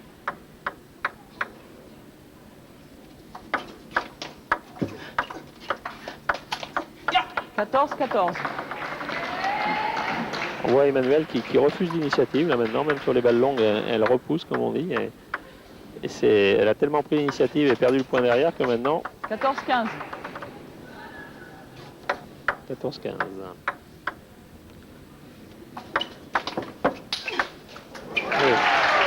bien 15 égalités. Elle aura quand même il y a un 2-3 sur son service Emmanuel. Ouais, 15 partout.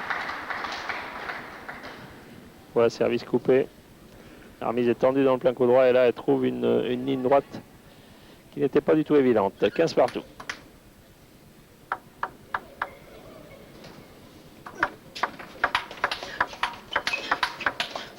« 16-15. » Très agressive Sylvie en revers. Hein. Elle cherche sans arrêt à donner un maximum de puissance à ses coups.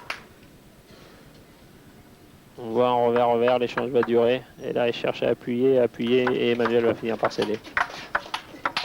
Le même échange et encore une fois c'est Emmanuel qui cède.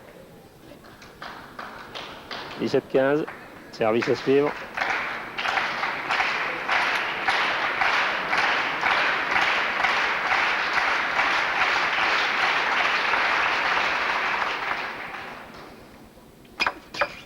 Et ben voilà, le service long plein coup droit. Ouais.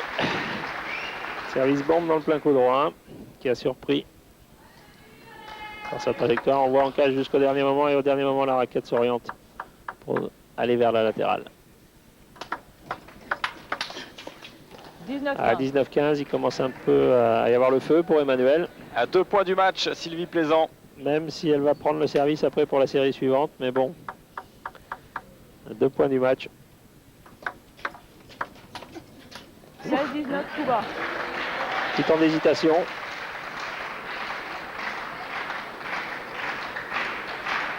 À 2 points d'un titre de championne de France. Ça sera le deuxième. Service coup bas.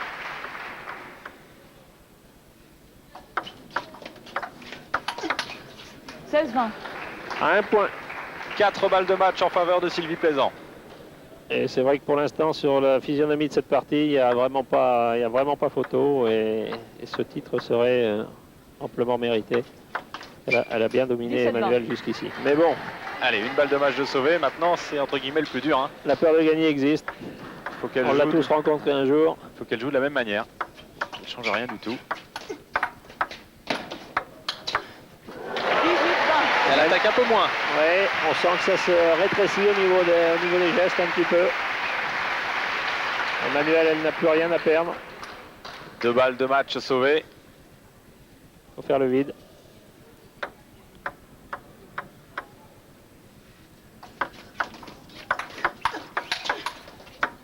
Ah voilà. Et sur la dernière attaque d'Emmanuel Couba, cette balle qui reste dans le filet. Victoire de Sylvie Plaisant en 3 manches, 21-15, 21-16, 21-18.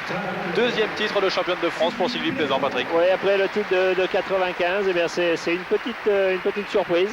C'était parce qu'au dernier top 12, elle n'avait pas été dans les meilleurs. Mais bon, ça veut dire aussi qu'en tennis de table féminin aujourd'hui en France, il n'y a personne qui domine réellement et que tout peut arriver. Il y a une génération de jeunes, il y a une génération d'anciennes. Tout ça pour l'instant est assez touffu et rien ne se démarque réellement. Et je crois que tout ça va nous ouvrir un tournoi de sélection qui va commencer mardi à Metz entre toutes ces jeunes filles pour déterminer les 4 places pour les championnats du monde à Manchester. Et là aussi, je pense qu'on va encore avoir une belle bagarre parce que pour l'instant, rien n'est réellement fait. Sylvie, deuxième titre de championne de France, 2 fois face à Emmanuelle Couba, ça commence à être une bonne habitude. C'est un fait, j'estime que sur elle, j'ai eu de grandes chances parce qu'elle doute sur moi, elle était stressée et comme elle redoute énormément mon jeu, je savais que j'avais de grandes chances de l'emporter encore une fois devant elle.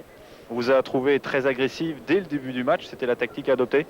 Je savais qu'il fallait que je rentre un maximum dans la balle, être agressif parce que plus je subis, plus c'est elle qui va imposer sa vitesse et là c'est surtout ce qu'il fallait que j'évite. Il y avait 3 épreuves qualificatives pour les championnats du monde. Vous avez gagné la deuxième. La troisième, ce sera le tournoi qualificatif à Metz. Vous y pensez au championnat du monde? J'y pense. J'y pensais déjà avant, même le top 12. On se prépare pour ça à la base. Ceci dit, il va falloir se remettre très vite dans le cours puisque ça commence dès mardi matin. Sylvie Plaisant, championne de France 1997. Pour connaître son alter ego chez les messieurs, eh bien, restez avec nous, c'est juste après la pub.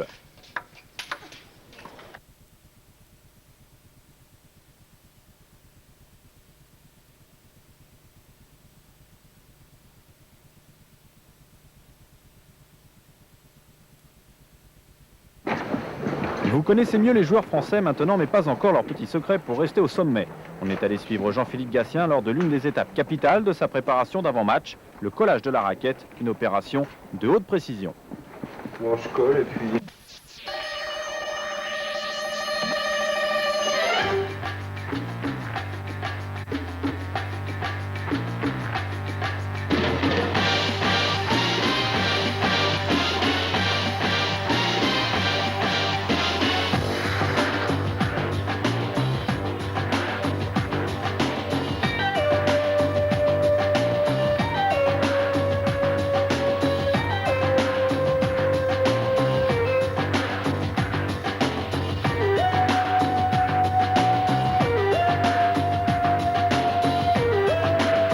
En fait, le solvant qui est dans la colle, en pénétrant dans le caoutchouc,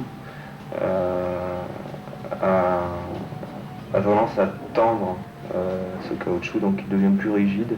Donc on gagne en vitesse en fait. Le rebond de la balle est plus rapide. C'est pour ça que 90% des joueurs aujourd'hui collent avec ce type de colle. Le gain de vitesse c'est dur de l'estimer, mais on parle de 30% quand même, ce qui est assez considérable. Donc on recolle puisque ce solvant s'évapore relativement rapidement. Donc généralement quand les matchs sont espacés de 3-4 heures, on recolle systématiquement dans chaque rencontre.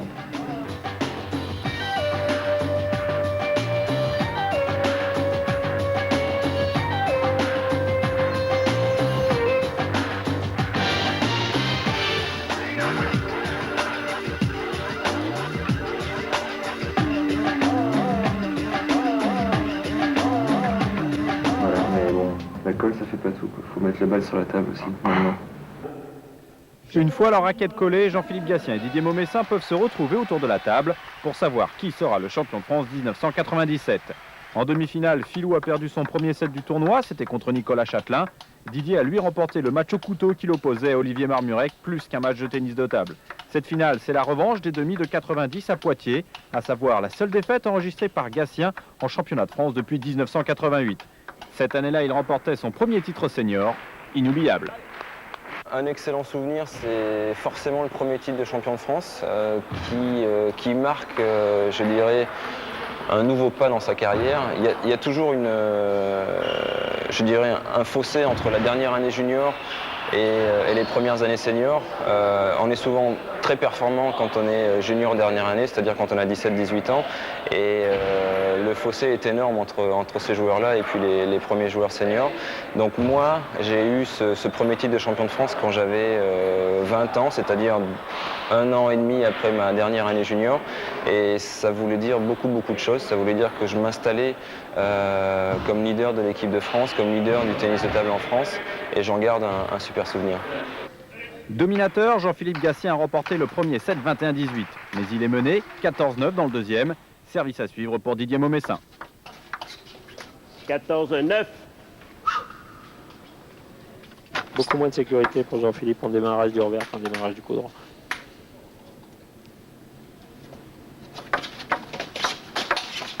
C'est tendu à prendre l'initiative sur cette balle très courte. Mais il est bien monté au-dessus de la table, Didier. Il a réussi à jouer cette balle avec beaucoup de vitesse.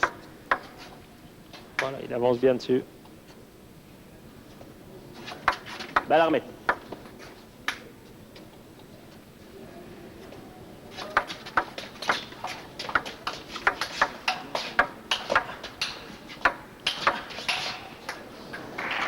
Tranquille. Gatien. Didier Maumessin qui compte maintenant 7 points d'avance dans cette deuxième manche. Ouais. 16-9 Maumessin, Gatien au service. Ouais, Jean-Philippe qui va se retrouver assez rapidement loin de la table. Une initiative pas suffisamment puissante. Didier qui accélère tout de suite. Jean-Philippe qui se retrouve loin de la table. 16. Et là qui se met à subir. Tente une contre-attaque mais qui va sortir. Voilà, on voit. Il est loin. Il contrôle une 10, fois en vert. 17. La balle est assez haute et Didier peut accélérer dans le plein coup droit. Et Jean-Philippe va sortir la contre-attaque. Balle à remettre.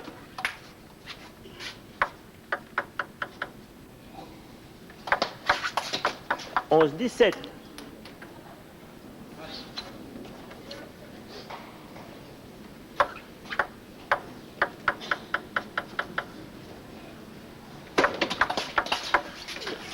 Bel enchaînement. Service rentre en latéral et derrière on enchaîne tout de suite avec un revers en diagonale petit côté. On camoufle jusqu'au dernier moment, on tourne la raquette et là on trouve un angle quasiment impossible à couvrir. Ah oui, belle accélération de la part de Didier Maumessin, bien relâché dans cette deuxième manche. Ouais, qui a pris l'option de jouer fort, de jouer la balle tôt pour essayer de laisser le moins de temps possible à Philou de réaction. Et on le voit là, il prend la balle très tôt et tout de suite après en coup droit.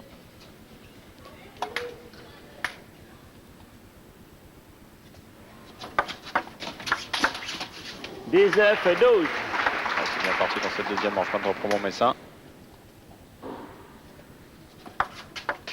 19-13. Service raté. Se reconcentrer. «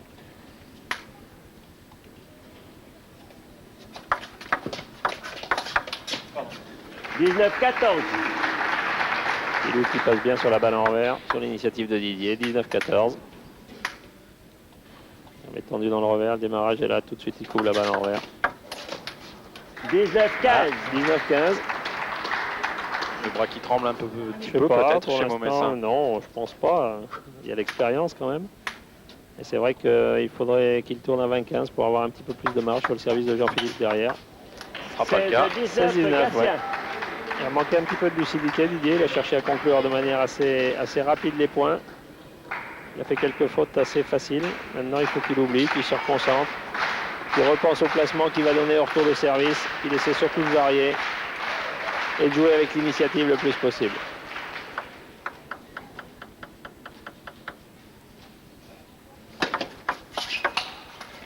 « 16-20. » Service tourne Jean-Philippe.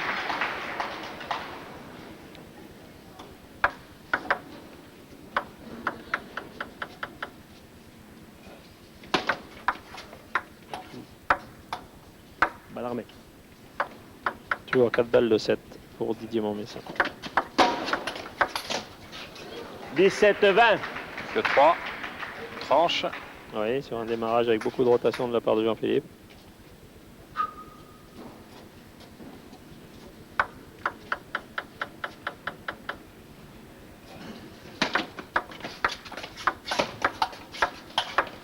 Ouais, ben voilà, Ouais.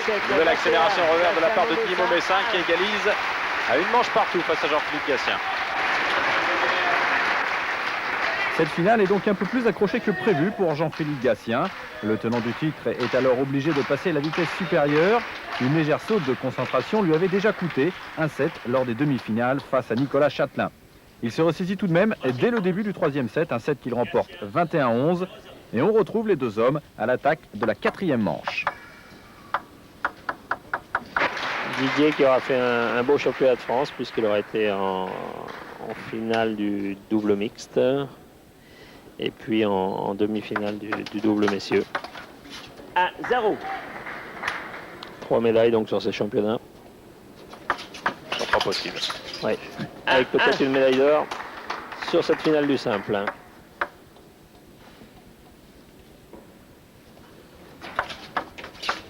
2-1. Didier qui sert bien, il sert court.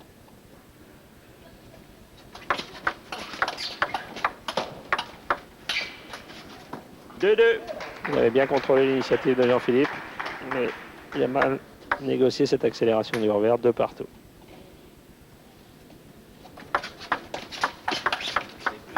Voilà, pour que Jean-Philippe immédiatement saisi par Didier Maumessin.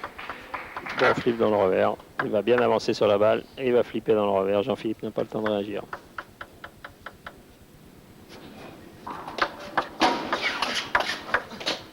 Je pense qu'il va se forcer à rester plus près de la table. Il va chercher à être beaucoup plus agressif sur les initiatives de Jean-Philippe. C'est une de ses seules chances de pouvoir arriver à l'ennuyer. 3-4.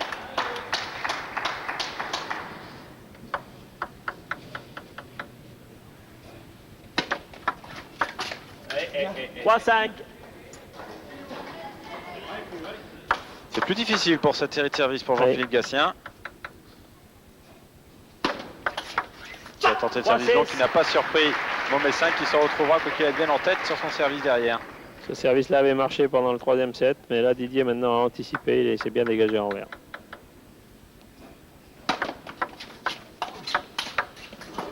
Belle accélération.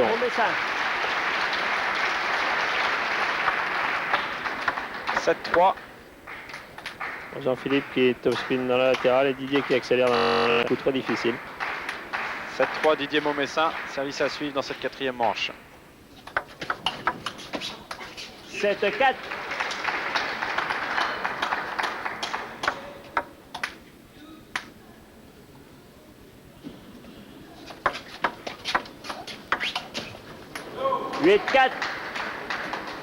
Service un petit peu remis long par Jean-Philippe, bonne initiative de Didier. 9-4. Qui pour l'instant est en train de reprendre l'ascendant dans cette manche. Il trouve les bons placements, il surprend Jean-Philippe, on va le voir, il remet long dans le plein coup droit, très près de la ligne et Jean-Philippe est un petit peu loin. 9-5.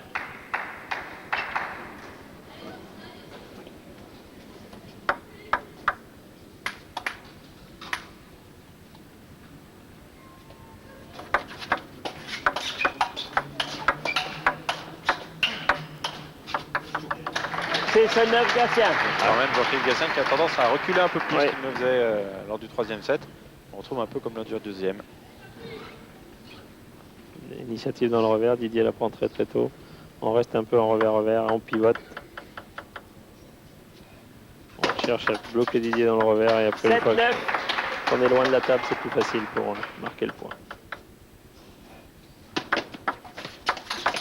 Bonne initiative en revers de la part de Jean-Philippe. C'est ce que disait tout à l'heure son entraîneur, démarrer avec le revers. On voit, il vient au-dessus de la table, la remise est courte, mais il vient bien au-dessus de la table, à gifler la balle. Il était mené 6-9. Jean-Philippe Gatien, il revient à 9 partout. Ça revient vite avec le service. Hein.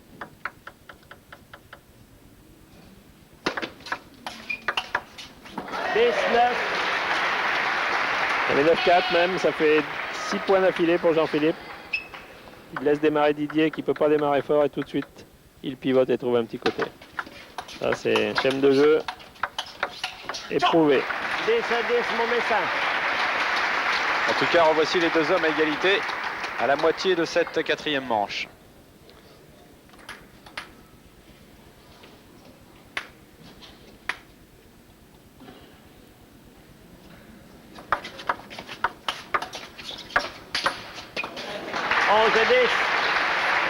Retour un petit peu long de Jean-Philippe.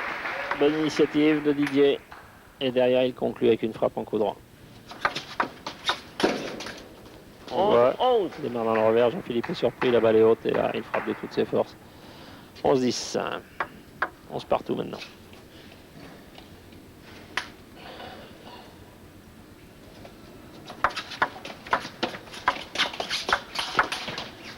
On a hésité à démarrer des deux côtés, mais les balles étaient bien courtes. Oui.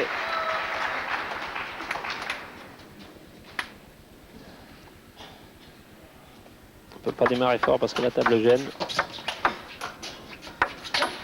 Voilà. On ne va pas laisser passer cette occasion. On va revenir à 12 partout.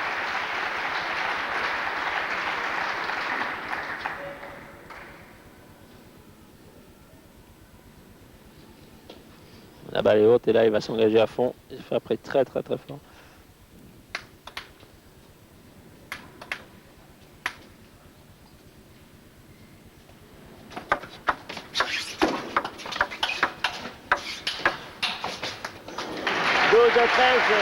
Ouais.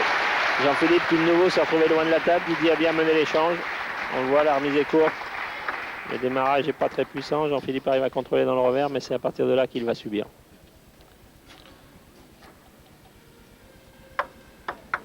« 12-13, Gatien. 12-14. Attention, série de service importante. Oui. Pas qu'il laisse partir Didier Maumessin.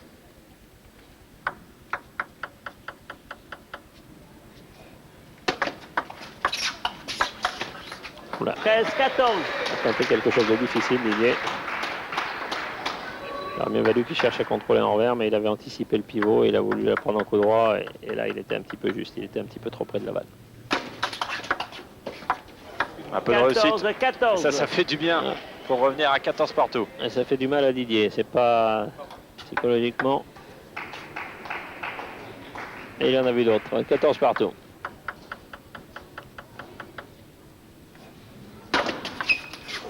Elle a touché la table. Une deuxième balle volée. 14. Ah, peut-être le tournant de ce quatrième set. On le voit, Jean-Philippe, ça rentrant et la balle va effleurer le bord de la table et rebondir vers l'extérieur. Elle est injouable pour Didier. Et le démarrage immédiat de Jean-Philippe Gatien qui mène maintenant 16-14. Maumessin. Didier qui s'est un peu énervé là. Il a manqué de réussite sur ses 2 points précédents celui-ci. Et c'est vrai qu'il pourrait être devant sans cette réussite de Jean-Philippe. Et il se retrouve maintenant à 14-16. Et on le voit là, il va shooter dans la balle de colère.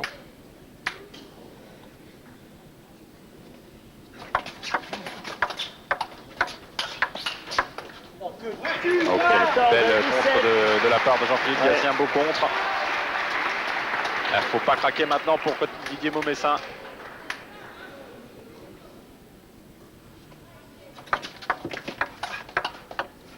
Oh, troisième balle volée pour Gatien.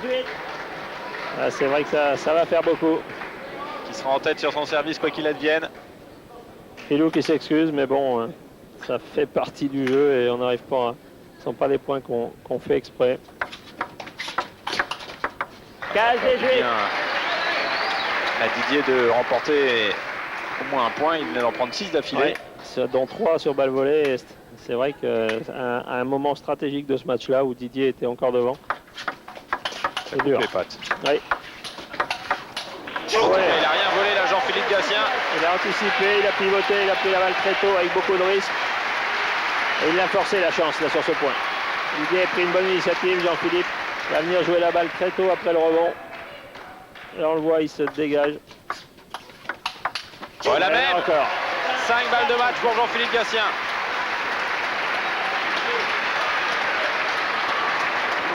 Qui a passé une vitesse supérieure sur les derniers points. Oui, et qui a connu une bonne réussite. Là, elle n'était pas évidente du tout. Il est dans une position vraiment très difficile. Didier qui a pris un carton jaune au passage pour avoir jeté de sa raquette et shooté dedans.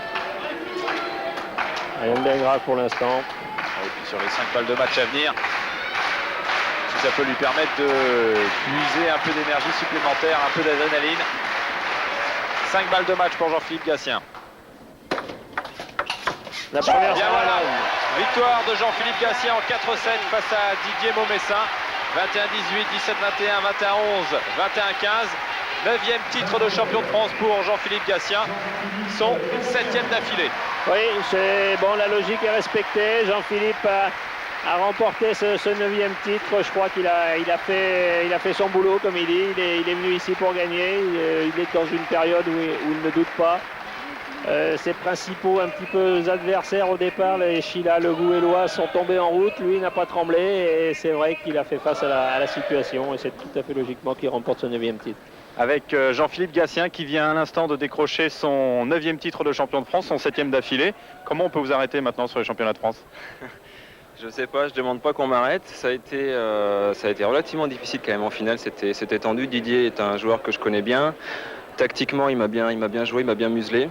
J'étais peut-être un chouïa moins tonique sur les jambes et c'est ce qui a expliqué ces petites difficultés au 2e set. Et puis aussi un petit peu de chance quand même, il faut l'avouer, sur la fin du 4e. Mais je la prends, hein, je le prends ce 9e titre. Si je compte bien, il m'en manque 8 pour rattraper ce crétin. Vous y pensez? Pas du tout, pas du tout. J'aurai des cheveux blancs et 2 cannes, je pense, pour avoir les 17 titres d'ici là. C'est un titre de champion de France, donc ça vous fait plaisir. Il n'est pas question d'arriver au championnat de France et de ne pas viser le titre. En revanche, il y avait déjà derrière la préparation au championnat du monde. Ça reste le gros objectif cette saison, bien sûr. C'est clair, l'objectif c'est les championnats du monde. J'ai pris les championnats de France comme une compète, un petit peu de préparation, comme je le fais chaque année. L'entraînement foncier que j'ai eu et que j'ai subi avant les championnats de France était plus destiné à préparer les championnats du monde que les France. Mais ceci dit, avec une concentration et une motivation qui m'a surpris ici parce que c'est mon gros défaut d'habitude au championnat de France et finalement j'ai trouvé les ressources nécessaires pour aborder les matchs de manière tout à fait convenable, sérieuse, concentrée, sans avoir beaucoup de sautes de concentration et d'humeur et ça c'était important. Ce qui est important de souligner c'est que depuis 2 mois c'est du bon Gatien quoi et c'était bien de confirmer ici après la victoire au top 12 comme ça je suis toujours sur pente ascendante pour les championnats du monde. Ça aurait été dommage qu'il y ait un petit creux ici avec une défaite, ça aurait perturbé un petit peu la confiance. On avait été vous voir à l'INSEP, vous aviez dit que vos objectifs pour les championnats du monde, vous vouliez les garder un peu pour vous, pas de nouvelles? Aucune nouvelle, rendez-vous après les mondes. Mais je me sens vraiment bien. Après cette période de flou, c'est vraiment bon, mais avec un B majuscule de renouer avec la victoire, de se faire plaisir au bout de la table, d'avoir d'excellentes sensations, de bons repères, de bons automatismes, de bons enchaînements. Et c'est vrai que le cru 97 est bon. C'était un peu vendange tardif parce que j'ai mis du temps, mais il est là quoi. Vous connaissez maintenant tous les champions de France 1997. Au revoir et à bientôt pour du tennis de table sur Eurosport bien sûr.